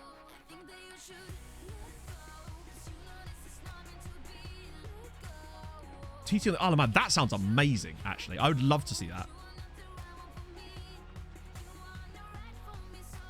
But I think it could be both, Tim. Like, the stories around it are generated by the sport itself. That's it is what is generating those. So you wouldn't have it without it, I suppose, you know? It's fascinating. The story couldn't exist if the sport didn't. So, yeah.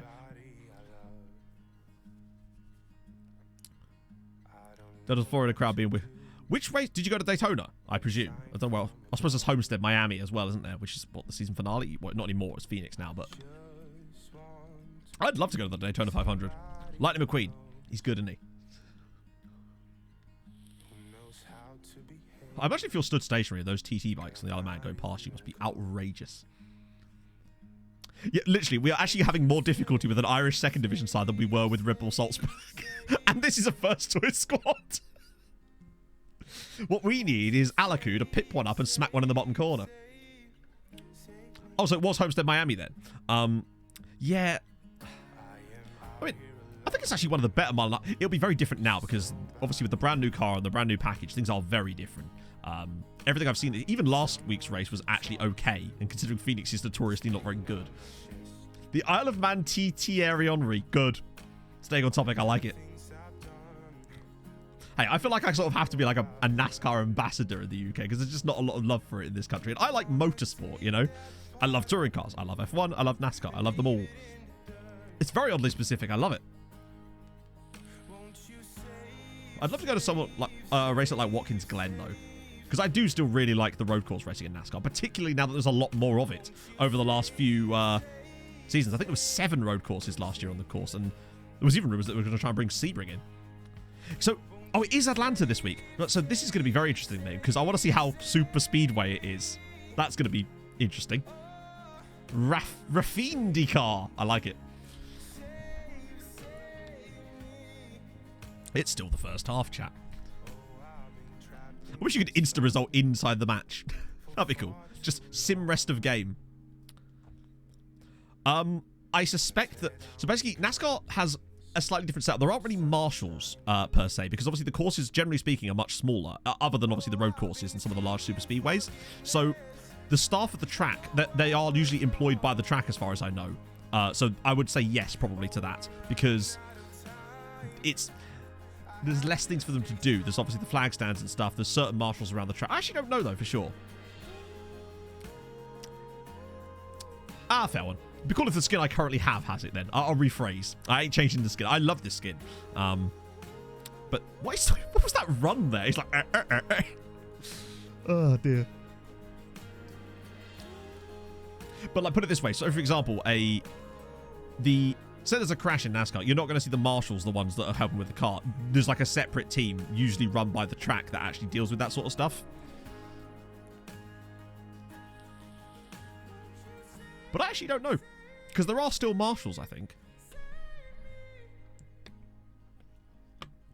Black burnt out Rover, true. That's another thing, yeah, because obviously they have the lights, particularly for the night races, but also the spotters, so they actually have these guys that stand up on the top of, usually on top of the largest building at the track, and they'll actually be in the driver's ear at all times for that exact reasons. Only comments, yeah, I could do, but fuck it, we're watching the match. Time difference does make it. You'd be surprised, actually. Most races are on a watchable time because they start quite early in the States. So very rarely do I miss races because of the time difference. They're usually on at like 6:30 on a Sunday night. Sometimes as late as 8 on a Sunday night. To start, anyway, for the most part. So it's like it's a Sunday evening thing that I watch, really. Occasionally, the Saturday ones, obviously, yeah, they're like 7 p.m. So there's a stretch of races coming up soon that I won't be able to watch, but it's not for a while. Which is annoying because they moved Bristol Dirt to night. There's a dirt race, just a random dirt race in the middle of the season, by the way. Imagine if F1 did that. Just like, yeah, we're going to race on gravel today. You're not allowed on the track part. You have to race through the gravel.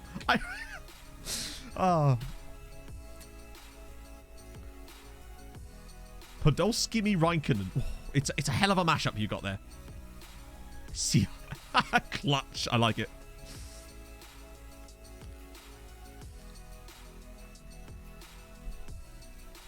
I still got what you meant, though. That's the main thing. Oh, I am tempted to do only commentary on this one now. Just to get out of this bloody cup match. I'll be honest, I have not watched enough IndyCar to know. I like NASCAR. I would like to watch more IndyCar, honestly. Particularly as there's a fair amount of crossover sometimes. But not that much crossover between drivers, but a little bit. Did we score a goal during that? Or... No, we can't though, because I have highlight. I've still got replays on, so we'd have seen the highlight of the goal. Oh, the donuts hurt. Get Moses in. Hey, pass bro.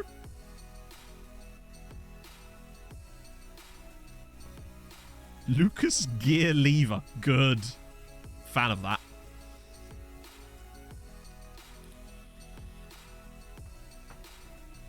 That's the 5th one.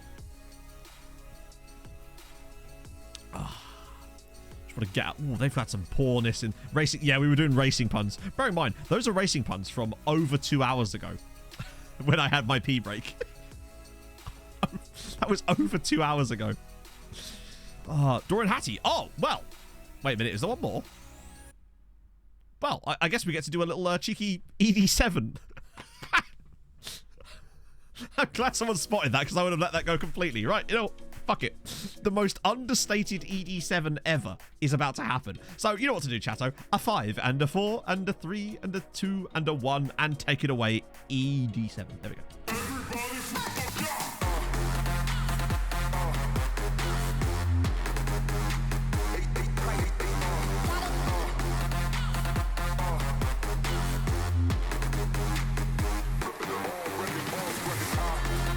Oh, yes.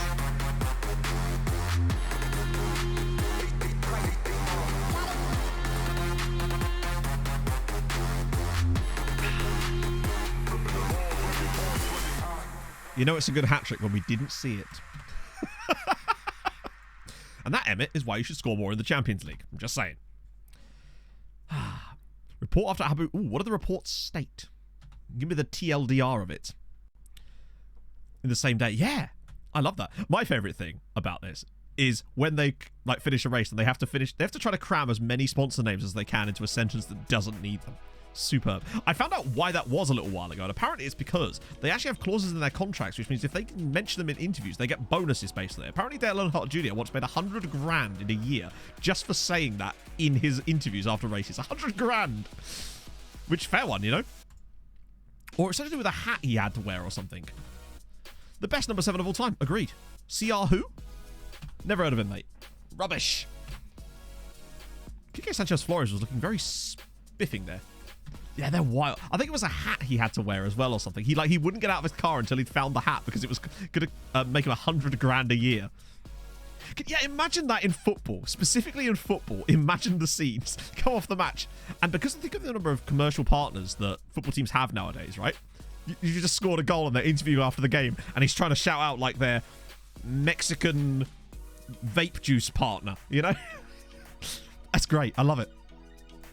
Sinisa's also back to being 5-star potential again now, which is weird.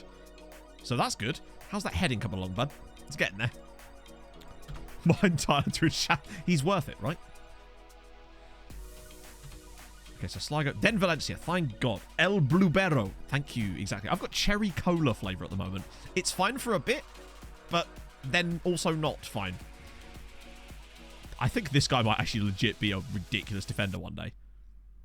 And I'm looking forward to it. He might be one of those ones that does move up to us. Yeah, it does.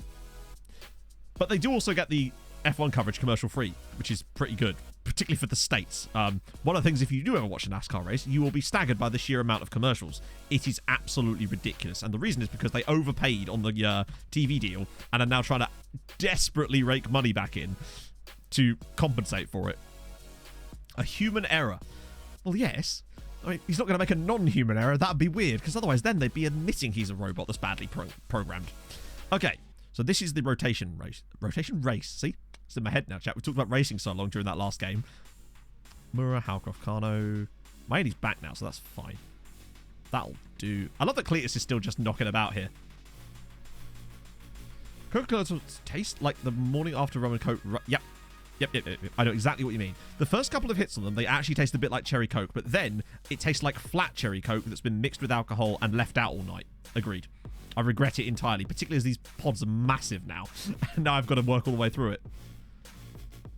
The commercials are dead funny. Particularly as there'll be like really high production value commercials. The standard sort of stuff you're used to seeing on TV. And then all of a sudden, there'll be a random advert for like a dental hygienist in Dayton, Ohio. Just out of nowhere. And it looks like it was made on Windows Movie Maker. It's very strange. Love it.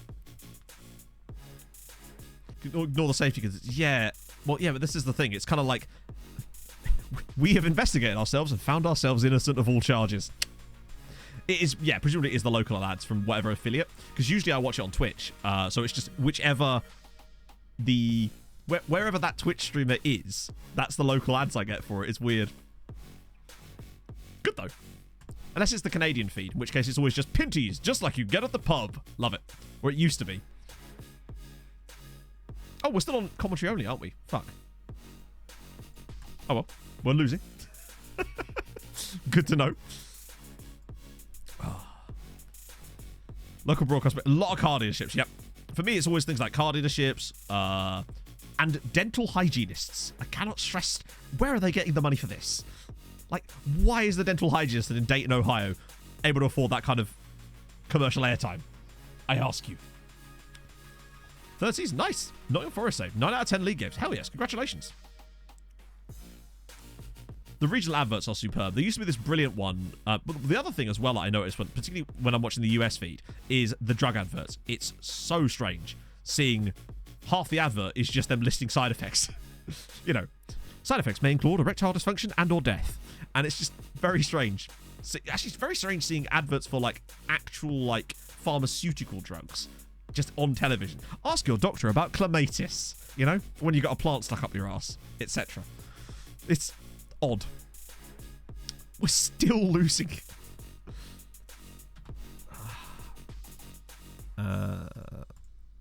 Yeah, this is not ideal.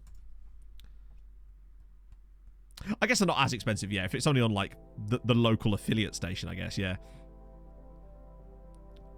Barbecue equipment. I need to see more of that. If you have any... Yeah, do not take this drug if you've ever been outside. A lot of ads for lawyers. Maybe one or two. I have seen a few. I'd say that it's mostly, as Hazy said, car dealerships and dental hygienists. And obviously, clematis. 100% kill you. Yeah, it works 50% of the time, every time. State Farm. Oh, God. Not to mention the liberty, liberty, liberty. Those adverts annoy the shit out of me. There are some quite funny adverts, to be fair, but that is not one of them. The Arby's adverts are particularly infuriating. Is it Arby's that are doing this weird promotion at the moment with March Madness? I think it's Arby's. Or it might be Carl's Jr. We're losing at halftime, and I was about to tell them that they'd done well. We don't want that. I also shouldn't have put Cletus in goal here. Big old slack George Yokel. So he'd like Cletus Mohammed here. Mohammed Cletus would love NASCAR. We have the meats. And those Geico adverts with the gecko. Which I suppose... Is that like the US version of Alexander Orlov, the meerkat? A bit shit. They're a bit tame, yeah. Emu ads. I don't think I've seen those ones. Wendy's, that's it, Wendy's. That's what I was thinking of. Not Arby's, Wendy's. There's this constant commercials. Oh, for God's sake. Stop missing pet. Thank you. So 50% and 50... Exactly. Yeah, they managed to be... They're Schrodinger's adverts. They're somehow better and worse at the same time. This is a bit of variety, right? Podolsky, are you crocheting right now? Is that right? Would I be right in saying crocheting is the word? Because if so, firstly, hi me in the background. Secondly, that looks pog. Is that a cardinal? It's a cross stitch. My auntie is an absolute cross stitch machine. Seriously. She once knitted a family photo of, like, myself and my sister at the time. Like, from a distance, you can't even tell that it isn't a photo. Mad. That's so cool, Podolsky. The donut has scored. I see nothing weird about that, Wardy. Basically, I misread his name the first time we saw him, and ever since it's just kind of stuck. His name's Jonas Dogar Cernat, I think. He's Romanian. And fucked if I was going to be pronouncing a double-barreled Romanian name every time a man scores. Usually I'm happy to do that, but come on. When the donut comes along, you eat it, right? Yeah, an accent. Really? I did not know that. I love learning this shit. Old Still It Bang ones. Yep, Barry Scott is a national treasure, and I will never hear anything negative against him. Donuts are the best. I haven't had donut in ages, actually. Usually it's just whenever there's that deal on like Krispy Kreme where they do the 12 and then you get another dozen for £1. Just, I'm all over that shit. And this is why I'm fat. That and many other reasons, but that one in particular. Okay, come on. Can we... The donut's done a good job there, but we'll get on the Fernie. He was very popular on Habbo Hotel. We'll get Forkenors on too, and that will do. A Bird's Bakery and have a caramel donut. Ooh. I don't think I've ever been to Derbyshire. Not Perth. I've probably driven through it. Been to Leicester. That's a place that I've been. Now we know. No, sausage roll is truly the food of kings, of course. But, you know, if you ate them all the time, you'd truly no longer be a king. Are we seriously going to lose it? Seamus Divas. I swear that Seamus Divas is the name of the guy that played the cop in the show Castle. Is he a regen? Yep. I'm almost certain that the name of the guy that played Ryan in the TV show in ABC's Castle is Seamus Divas.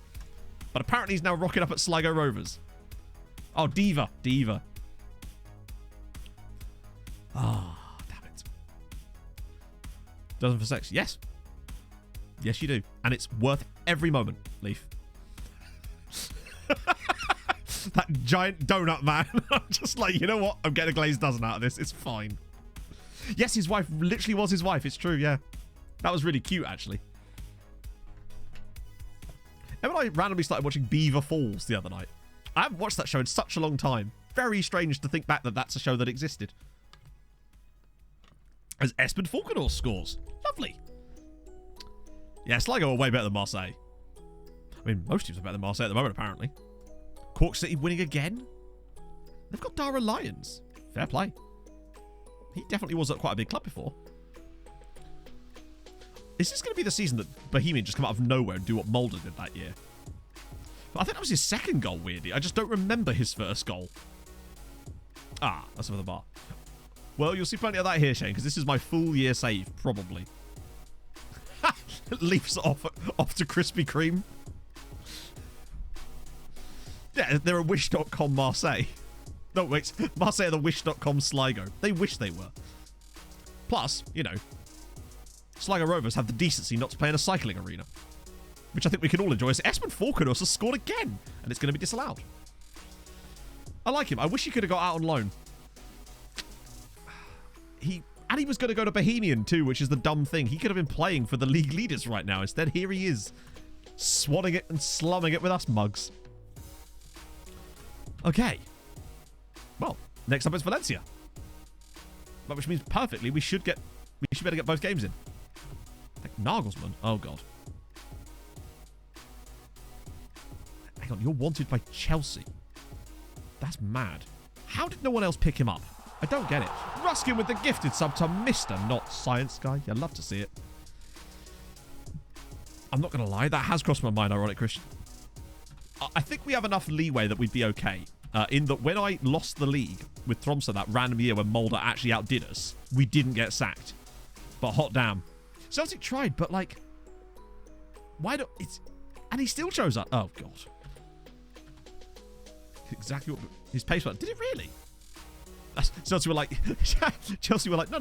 We don't want him until he's got that one extra pace. Then he is Chelsea-worthy.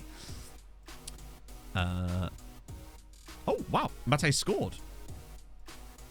Good shit. Well played, buddy. Yeah, he is... Who needs the tortoise when we could just get Palanek Mate back? This guy is going to be an absolute baller. He might end up being one of our best signings in the whole save at one point. Thomas, yeah. Thank you so much for the follow. Hopefully I said that right. Oh no. I keep getting excited by that guy, but then I realised that we already tried him. Gianmarco Villa. A bit expensive. I'll wait for you to be released incongruously. Lucas Gabriel? Oh, a wing-back. Also, what happened to that ridiculous... There was a really cool complete wing-back. Got a load of scam rock. Yeah, well, we had to make a decision that eventually, if they're one of the clubs that are going to put bids in our players, we kind of have to loan players to them. Otherwise, we'll just be here all... We'll never leave. We need that progress. Oh, there's Roberto Carlos. The Wish.com Roberto Carlos, of course. Abbas Yena. No, wait. There was an insanely good South African right wing-back who we were looking at. And he just hasn't come back through another transfer report yet. Weirdly. What? Oh, not this shit again. Sorry? I know you haven't played many league games. I don't know if you've noticed, mate, but we've been playing in the Europa League games. Oh, God. This better not turn more trouble. Hopefully Bart can sort him out. Yeah, good. Even on an important player, he's still not allowing me to rest him for Europa League matches. Dear me. Arsenal versus Man City. Well, okay then. Also, we're playing Europa League games on a Wednesday now. When did that happen? I thought these were Thursday night matches. Maybe the knockouts have moved? Or has it started doing that thing that we figured it might do at some point where it just randomly moves all fixtures to being Wednesdays again? Miami, Millie, right. Is Alexic back yet?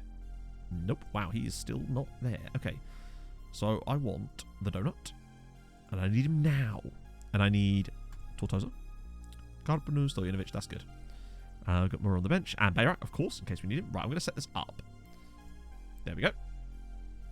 Yeah, it feels like the schedule's just randomly, at one point in the save, we'll just suddenly switch and do all the all matches for Europe will always be on Wednesdays instead of Thursdays when you're in the other ones.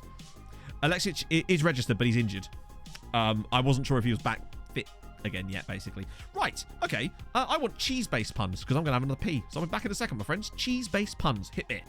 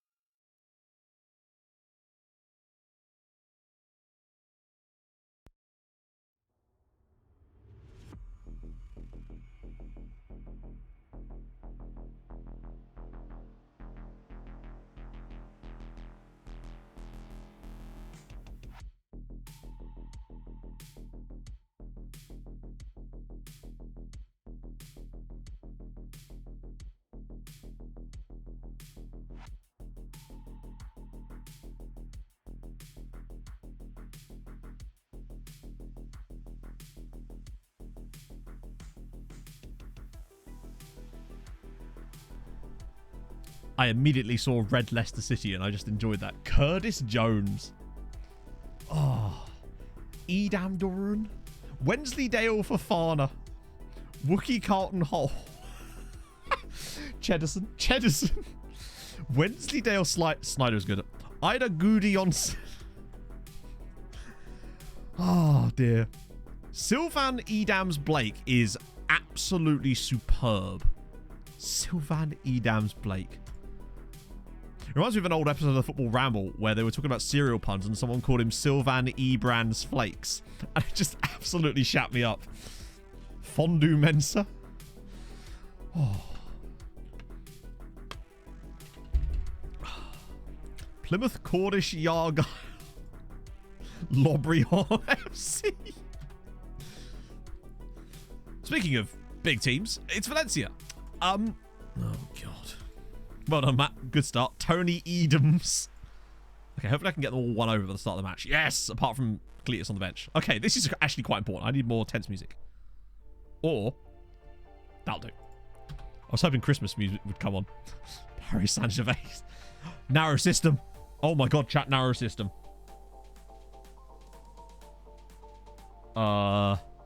Imagine if we actually managed to win. We might actually have a chance here. Holy shit. Oh. I mean, the fact is they got to this point. They knocked out Porto. Brian Laudrup. Stilton Keynes. An ED7 prediction. I mean, what's the prediction? Like, how many hat-tricks he'll score? Because the answer is hopefully many, but I think this is still going to be tough. But... Oh! With teams that play like this against us, generally speaking... at the very least, give up chances. Carlton Parmesan. Good. And really, this is kind of just a free hit for us, really. If we somehow manage to make it through, then brilliant. But if not, we've given ourselves a good account of ourselves. Wait. Oh, Sebastian Halloumi. Oh, what the hell? Yeah, I was going to say, he looked miles offside there. Also, I noticed that Arsenal are 1-0 up and nobody told me. Bukayo Saka, for those of you that didn't know, 1-0 to Arsenal. They're looking quite good. Really? How did he get that much power on it at that angle? Cheese toasty with ham hotspur. Good God. Brian McBreed. That's a great header, to be fair. Fair to check. Right. We trail to Valencia. Samir Nasri. Good. Maybe just dump it straight over the top. Oh, that's fine. That'll work. Bree Wanderers is very... Please be onside. My chair nearly broke then. I don't know why. I think that's onside. It's Valencia 1, Treaty United 1, and Moses Mayeni scores in the Europa League semi-final. What a hit from Moses. Bang. Absolute rocket. Biblical goal from Moses there. And we're level. And completely deserved, I'd say. We're giving them a go. We are giving them a go.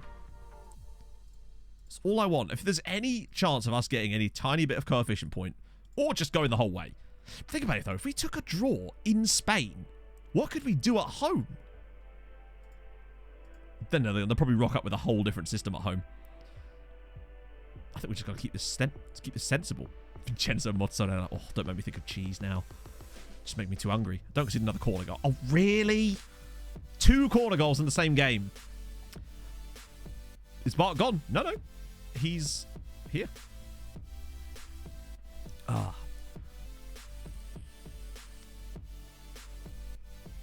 Yeah.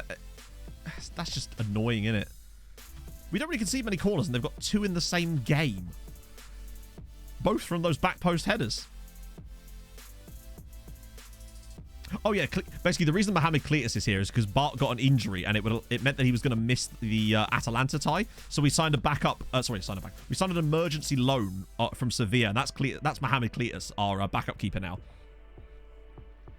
I think we're a bit unfortunate to be losing this, but we're still in this tie.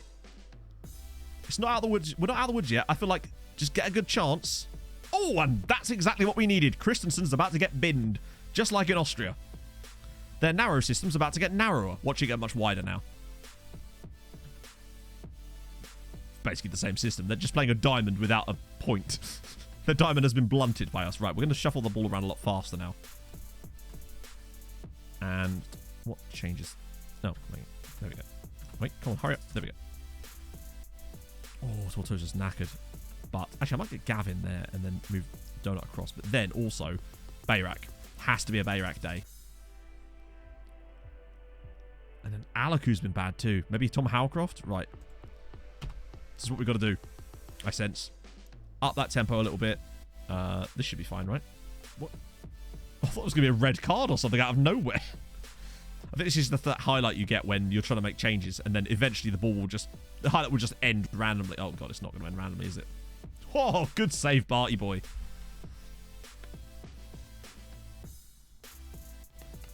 Okay.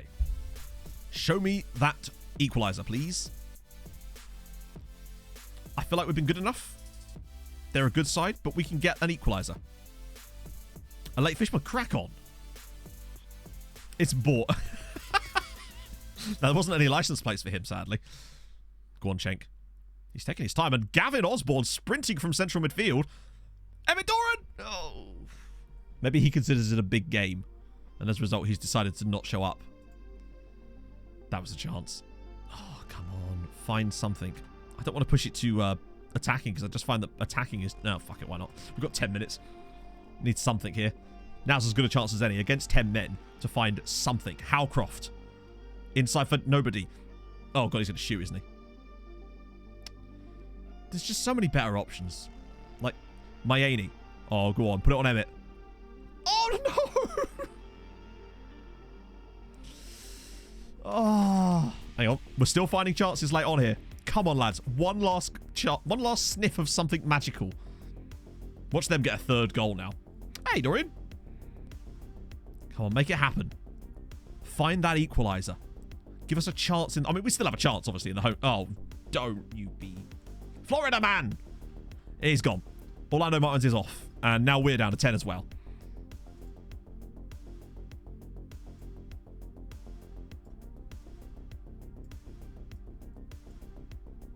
I've put Bayrat back there, by the way, because he's 6'6". I just want someone that can head a football for the final few minutes of this match now. Since we're both down to 10. I probably should turn it off of attacking, actually, while I think about it. Oh, God. It's 10 aside. We're 2-1 down to Valencia in the Europa League semi-final, but could we find a magical equaliser here to give us a chance in the second leg? Osborne. Oh, Howcroft. Mayeni! Is that on... Oh, I don't know. I don't know if that's onside or not. 94th minute. Valencia versus Treaty. Come on. Yes! Come on! 1, Valencia 2, Treaty United 2 in the 94th minute. Moses with the equaliser. What a ball from Howcroft. Moses pokes it. What a hero he's been tonight. A brace from Moses. Levels it up in Spain. How tight was that? Oh. I mean, admittedly, that line is complete bollocks. Nowhere near the guy's foot, but sure. Nevertheless, there we go. 7 minutes of stoppage time, and it's Valencia 2, Treaty United 2. Oh, that goal could be so important. Holy shit. We are 90 minutes away from a Europa League final, chat. And we will be missing Florida Man for the Arsenal. Wow. They've got Rafael out, I suppose. Arsenal might be, speaking of finals, Arsenal might be going to one as well. What about this one? It's, wow. That's such a cool layout of teams. Athletic Club there with Trabzonspor, Ghent, and Dynamo Kiev.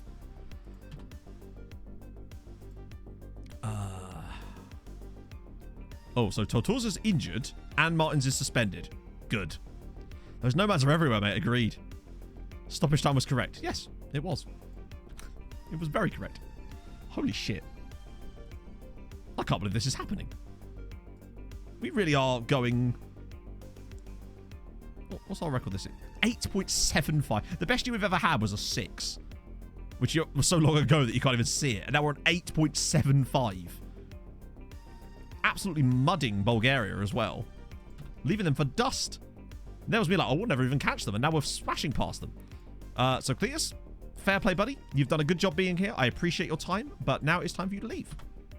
How are you? Very good, Viva Principe. We are 1 game away from a Europa League final. We're still in Europe. We're 2-2 from the first game away from home at Valencia. If we just win this home match, we're in a... Thank fuck for that. Imagine if Cletus had left and then Bart had got injured the day he left. Admittedly, Cletus hasn't actually gone yet and I could still extend it. Can you imagine how annoying that would have been? Because we wouldn't have been able to do anything about it either. Oh, no, he has left. Shit. Okay, Bart will be fine to miss the next game. Because it's only a midweek one. But imagine if that was longer. Okay. Tries long range pass. Do you have good... Oh, actually, that's not bad. I don't mind you having that. Might find a few balls through the door and from time to time. Passing the FFPP. Good. C+.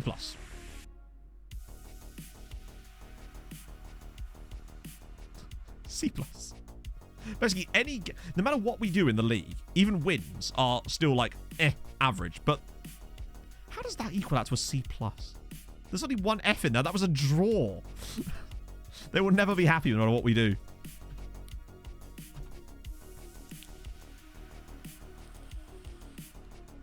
Okay, this is rotation. Cenk, Mura, Howcroft, Carno. Dice freeze. Yeah, the game is like, see Oren McGowan there? Yeah, we're going to traumatize him further. Actually, I'm going to bring in Lozano. It feels weird not being able to play our £9 million signing in the in Europe, but he seems to be fine with it. He's just like, no, I'm good. Just playing the occasional game in the league, being a big fraud. A big frozen fraud. You've had a frozen fortunes, well now we've got frozen fraudulence. Okay. We get through this, and then it's Valencia. And then it's... You know what? It's not even bad. Even if we lose to Valencia, I'm still like, you know what? We've got to a Europa League semi-final. That's still an insane achievement for us this year.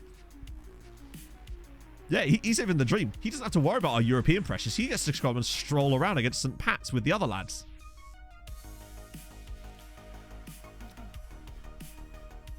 A way you can qualify for the Champions League and end up in the only way you can do that would be by dropping out of the third qualifying round of the Champions League and then losing the playoff game, or going... Lordy Lord. You could go into the group stage of the Europa League by losing the playoff in the Champions League and then come third in your group in the Europa League, and that would get you into the Conference League. But I don't think we'll ever be able to play in the Conference League again. We're too good for the Europa League group stages now. Our best bet of a trophy in the medium term is Europa League. Did they really? Third just goalkeeper at Chelsea. Yeah.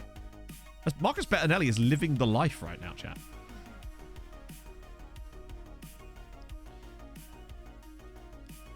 Okay, playing bigger. So those aren't actually personality. Those are hidden attributes. So there is actually an attribute value attached to that, whereas player personality traits are what are made up. Sorry, player personalities are made up of a conjunction of those different attributes that are hidden under the hood. Some of them are visible, things like determination, and I believe that's the only one that is. The rest of them are all hidden. So a player that doesn't like big matches, I think maybe with mentoring can improve that attribute figure, and that potentially could allow them to shift it. I don't know for sure, though. Some of them are a bit hard-coded to an extent. Not hard-coded, but like locked, as it were. It's always a bit... It's a bit ethereal. No one's really sure on some things. But personalities can definitely change, because we had a guy that just randomly turned into a model citizen out of nowhere. I can't remember who it was. Was it Moses? He was like spirited, and then the next day he was a model professional or model citizen. That's the dumb thing. We could end up getting to a Europa League final while still having to enter the Champions League in the first round. That's how far down Ireland starts. Like, bear in mind, when we were doing this with Tromsø, when we reached our first Europa League final with Tromsø, the, who did we play? Was it Dortmund? I think it was Dortmund. Good fit. Oh, never mind. We were at, like, we had guaranteed group stage by that point, as far as I'm aware. Whereas now, we're still going in at the first round. I think... Oh, yeah, no, bear in mind, this wasn't because of that. It was just, like, our suspicion is that he had a couple of things that were very near to the threshold for model citizen, and they just sort of flipped, and that's what gave it to him. But you're right, you can get the off-field event as well. Oh, God, now we're doing it. Full seat. So, basically, we had 8 games in the qualifiers to get to the Champions League. We had 6 Champions League matches in the group stages, so that's 14. We've now gone through Atalanta, Marseille, Red Bull Salzburg, and we're currently playing against Valencia, so that's 8 more games. So we've played currently 22 matches in Europe this season. And if we get to the final, we would play, not the maximum, technically there is a way to play more if you're playing in the preliminary rounds, but we would play I would argue, the most European matches in a single season, realistically, that you're likely to see. Which would be 23 games in Europe. That's nearly 2/3 of our league season in additional matches just in Europe. Yeah, Europa League winners do get auto group stage. So next year we wouldn't have to start, actually. You're right, yeah. So that's good, at least. It would save us a bit of time.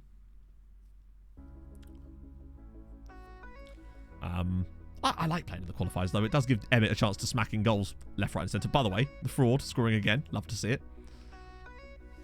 Yeah, Barry has slipped a bit, but Cork are 3rd in the league. We knew it all along that they could do this if they just got promoted, and it took them 11 seasons to get up. But now they're here. It's like they never left. They've just slotted straight in. I want Cork, Bohemians, and Dundalk to be our, like, 3 boys, for the moment anyway, until such time as we've got an extra spot available for someone else. Those are the 3 that I want to start getting into that position regularly. But nice if Cork could take... But Cork have got so many good youth players. They could basically do it themselves. They're 3-0 up now. McCann? Ooh, over the bar. It's also nice that it's not the same teams down at the bottom at the moment. Like, Waterford looking like they might stay up. Drogheda, maybe. Derry City, though. Very possible that they might get relegated. Hatchet for Quinn.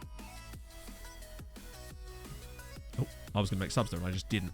Actually, that's fine, because I'm going to bring in you, because I want to have you available. And you, just in case there's other issues there. And I'll just leave the other sub, just in case there's kind of silliness late on. Okay. We're still not top of the league. Look at they're having an outrageous season. And yet, if we win our games in hand, we'd still be above them. Just shows you how good we are. We've won, what is it? Yeah, we've won 10 out of 11 and drawn the other. Yeah, still 2 wins away from Europe. It's mad. This league can do very strange things to you. You have some seasons where... I think there was one year where 8th place was closer to the title than it was to 9th at one point. Or something like that. The league is very strange. 27 unbeaten. Nice. And we are at least still not unbeaten in the league this year. Oh, he's at Porto. Wow. I think like I might have missed some lookups as well. I want to be careful. Blackburn, Hulk Yoga, Hood. Oh, I didn't. Nice one, Matt. Stayed on top it. Vaughan would be proud. Look at the mentals on him. Hot damn. How's he been? Oh, he's at Arsenal for a bit too. So we started off at FC Copenhagen, obviously. £13 million to Red Bull Salzburg. I'm fairly certain he scored against us when they knocked us out of Europe. One of the first sort of European seasons of this save. I think. He certainly would have been in the squad around that sort of time. 21 mil to Arsenal, and Arsenal somehow still made £1 million profit. And Ross County, yeah, they must have... They definitely... We know they got into the top half. Yeah, they've basically just scraped in and then sort of stuttered about. They've actually only played 2 more games since we asked allowed to look at them. But Celtic are going to win yet another league title. Ross County will not make it into Europe this year. But have they bought anyone? So there's your problem. You only spent £5 million and you sold £8 million worth of players. But they did look like they splashed out a bit in January. Marcelo Flores from Coventry for £2.6 million. He's a real guy. Dylan Fitzpatrick from Notts County. Sorry, Nottingham Forest to Ross County. They're going to be a force in Scotland. But I figured that they've kind of already established themselves, having come third last season and got to the Champions League playoff. But, hey, it's going to take them a little bit longer, I guess. Scout update by Quinton York. What a lovely name. And Alfie Mick. Thank you very much for the follow. I remember this guy's name because it sounded extremely Swedish. Not. Ooh, oh, yeah, that was the guy from Georgia who wasn't a Dinamo Tbilisi for once. Okay, Ras Finish, interested. And there's the loser. Okay. Still nothing from that goalkeeper, though. Not goalkeeper, the right wing back. 87 overall club goals. Good shout. Right, okay, so best 11. Oh, that's players. Wait. What a weird screen that is. Not quite sure what the purpose of that would be. I suppose it's to look at, like, previous... Wait, you could see that? I didn't realise you could do that. Oh, it shows you where they are now. It's kind of like a where are they now, but it just shows you it all on one screen.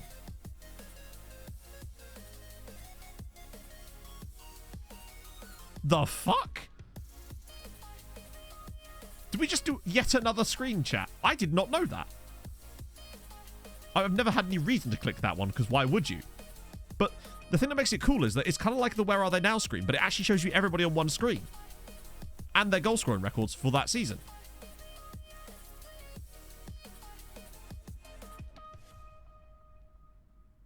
That's going to be super useful for, particularly, look, that's retired players on there. That's going to be so useful for looking forward series.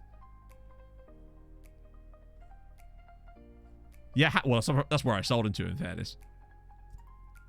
But look, for people that retired, for example, George Nunn. Oh, he's not retired, he's just available for free.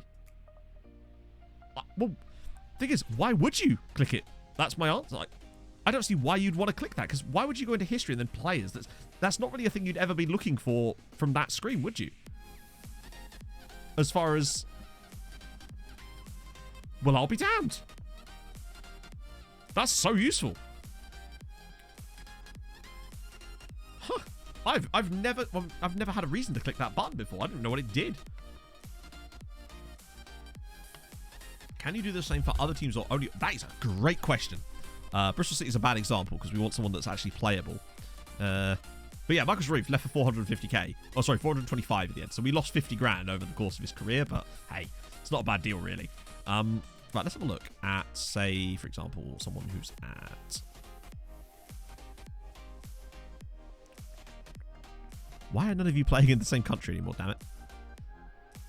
Let's just go to Extra City League. Sligo Rovers.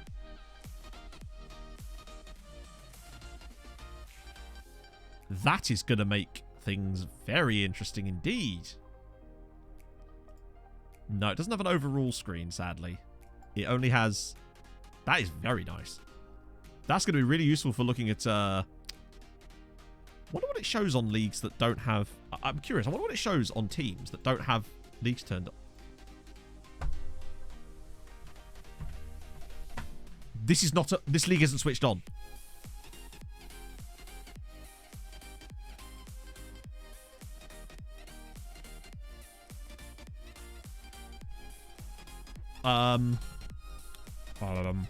Just trying to think of a random team. Oh, the league isn't clickable, is it? Because it's not. Hang on. Let's just spitballing here. Fucking. I don't know. Nah, Dortmund's too big. Yeah, Tromsø actually is a good shout. I'm trying to look for a team that would definitely not have the good data.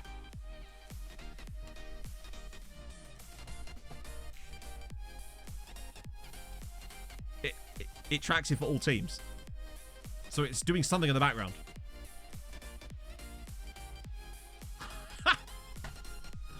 Like, at first, that was kind of like a, oh, that's cool. Now it's like a, oh, that's cool. Non-league team. Let me try... Oh. Is that non-league enough, or do we... Oh, that's definitely not worth it, because they're literally on... Oh, no, they're not turned on. Let me just do, I don't know, fucking...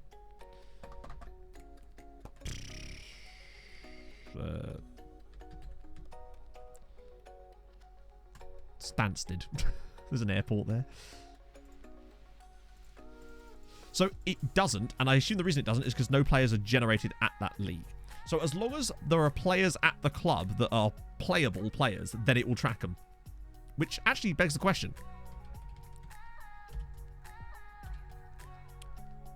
Oh, I just want to look at the Wolves goalkeeping situation. It's a shame it doesn't track anything else, does it? That'd be funny. Imagine if I could add columns to it. That'd be something, right? Add goals conceded for goalkeepers. Actually. So there's... Oh, that's from 2... Oh, it also remembers which year you're on. Out of interest. So there's Patrick Horton.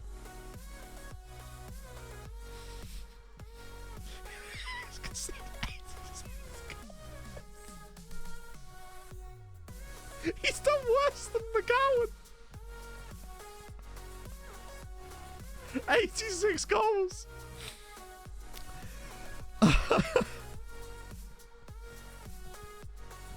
For those of you that may have just joined, this is not new. Wolves have this weird obsession with conceding 100 goals in the Premier League and not getting relegated. So to give you an idea, we actually signed the guy because we saw him in the next gen list because he was third in it.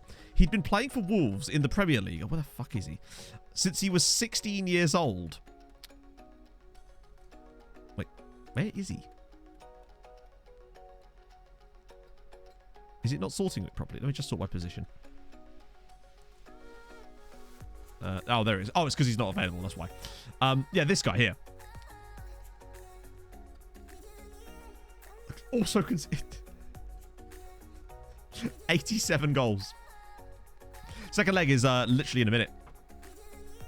3 days away. Whoa. Well, we found another new screen chat. How do we keep... Oh. No. Discuss issue with squad. Wait, offers mate. You're going to have to be a bit better than that. But, nice try. I wouldn't be opposed to it, honestly, if we could funnel the money somewhere else. Sorichet 2 ideal the second leg by marking Matt accidentally find a new screen to play with. That you did. Thank you for the 50 bits. And yeah, imagine if you could add columns. I never understand why you can't. There's certain screens that just won't let you add columns to, and I'm just like, why not give me more information? It's clearly there. There's a lot of screens I wish you could do that on, but that's amazing. That's going to come in really handy for looking forwards because it seems to track it forever. It's so useful because it's no longer about... Because basically, with looking forwards, what I used to have to do was go back and look at transfers to find and get a list of all the players that had played for the club because you could never remember everyone. That one just shows you who they are. Perfect. It's kind of mad that we're still finding stuff like that. I'm sure there's... It's like, I think the reason is just because why would you have looked on that screen? There's no reason to. What?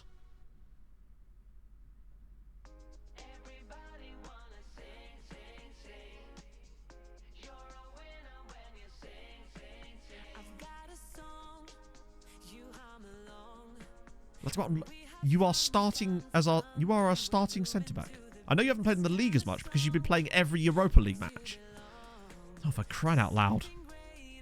He's only a regular starter as well. Are you serious?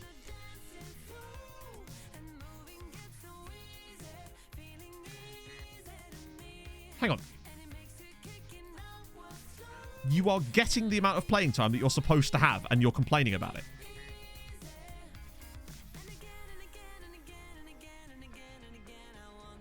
What? Are you for real, bruv?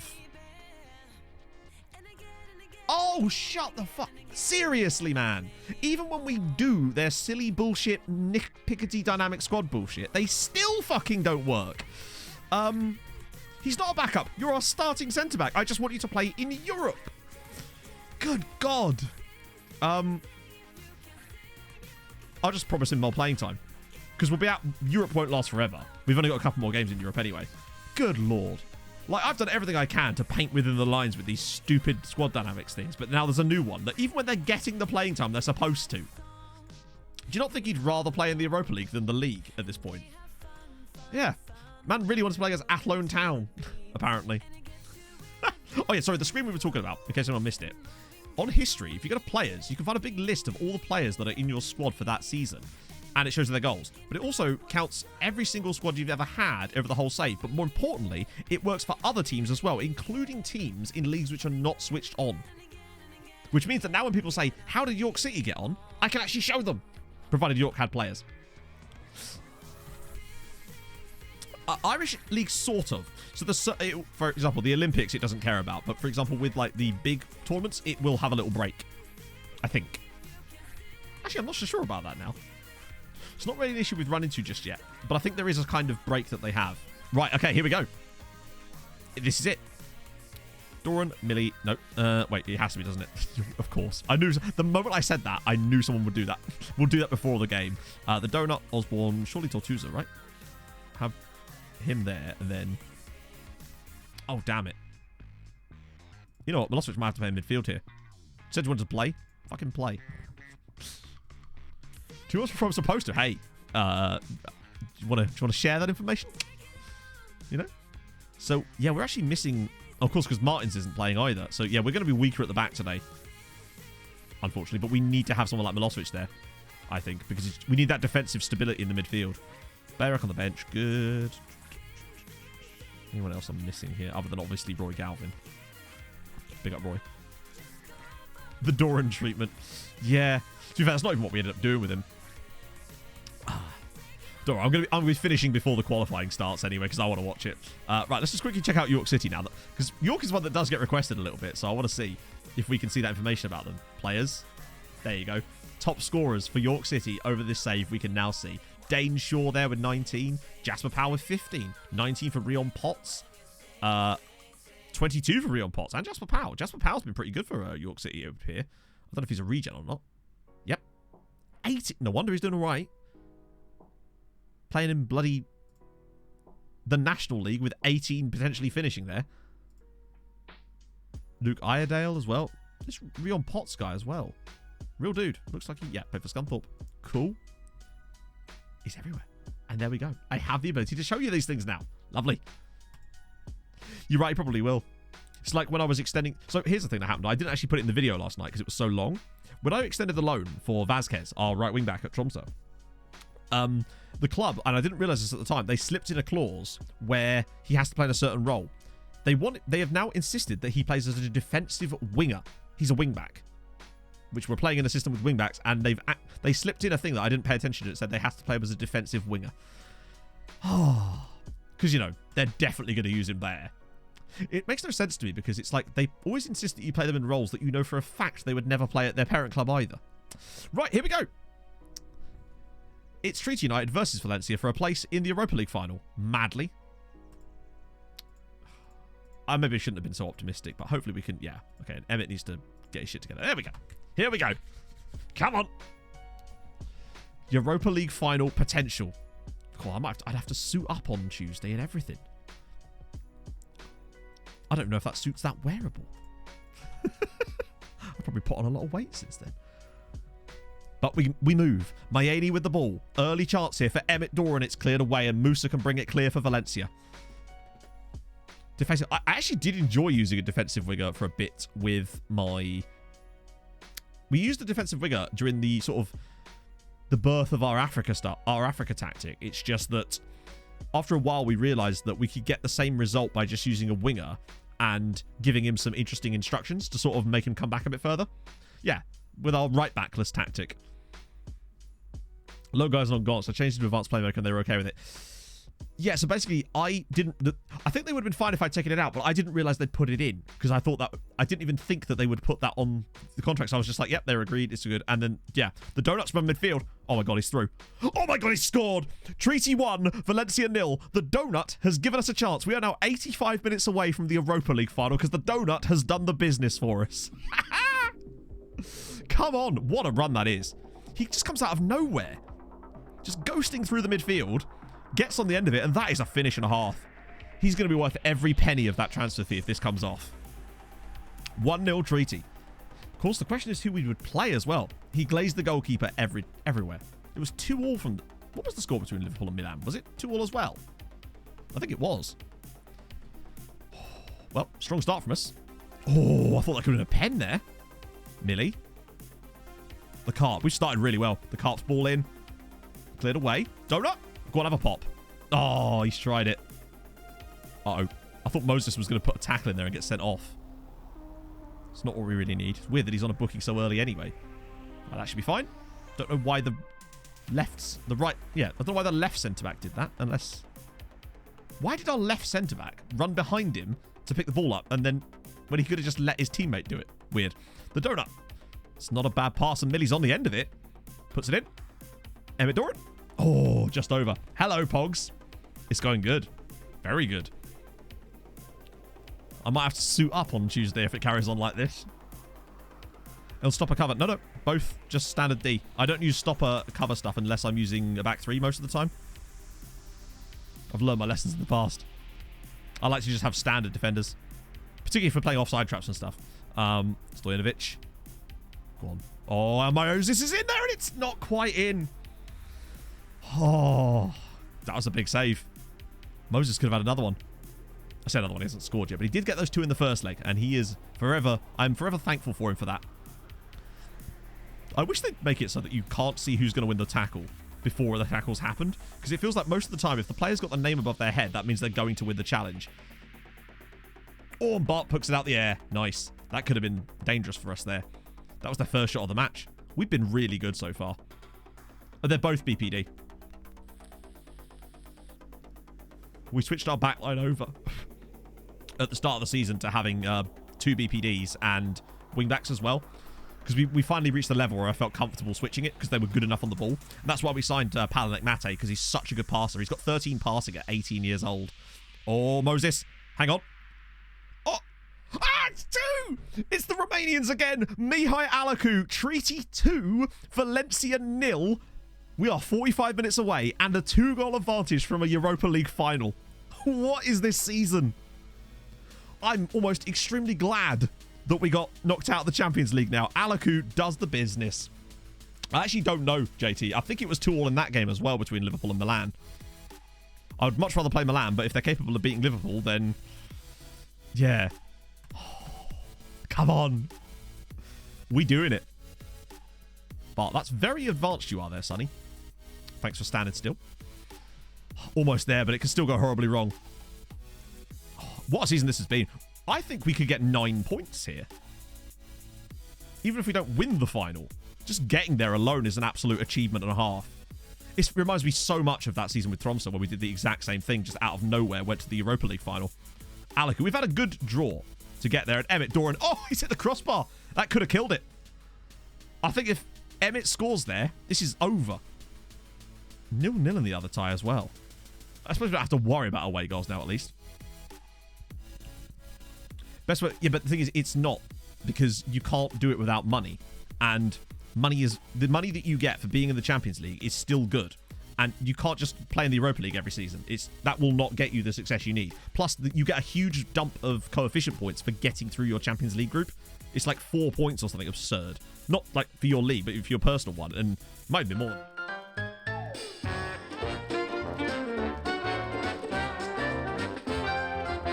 What the f*** was that?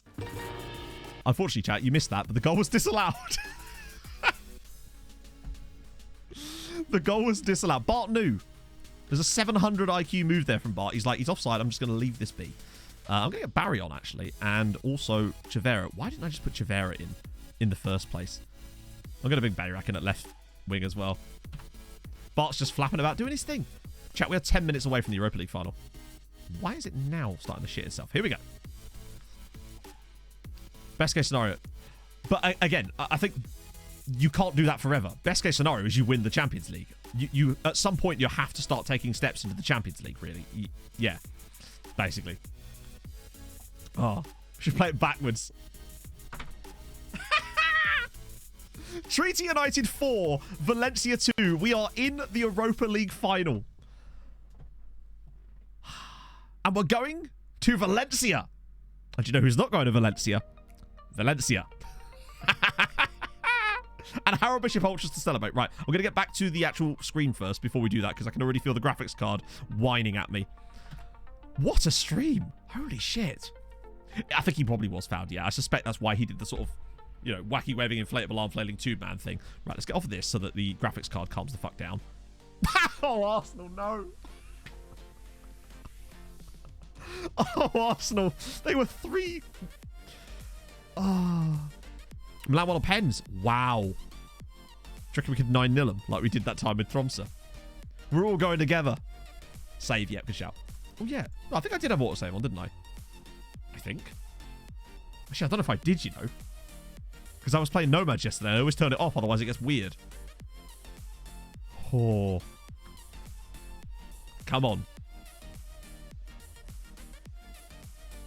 If you're measuring success, yeah, but it's not really about measuring success. Like, overall, we need coefficient points. You get more coefficient points by winning the Champions League. That is always going to be the goal. What we're doing this season is definitely useful, but you couldn't do it forever. We've signed a treaty with history. I like it. Right, okay. Chat, you know what to do. Get them Harold Bishops ready, my friends, because this is going to be one of the better Harold Bishop Ultras we've ever had. I want to see all the Harold Bishops in chat. I'll give you 5 seconds. A 5, a 4, a 3, a 2, a 1. Take it away, Hazza. The minute you get uptight, you're dead.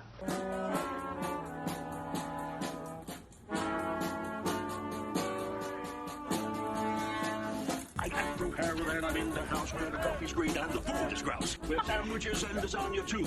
Ice cream sundaes for me and you. I'm Andrew Harold and I'm in the house where the coffee's green and the food is grouse. With sandwiches and lasagna too. Ice cream sundaes for me and you. I try not to lose my temper with myself. Oh, goodness sake and shit and balls. The minute you get uptight, you're dead.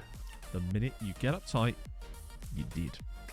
Oh, sexy, sexy times. Now, does that give us as much as I think it does? 9? Oh my god, it gave us more than I thought it did.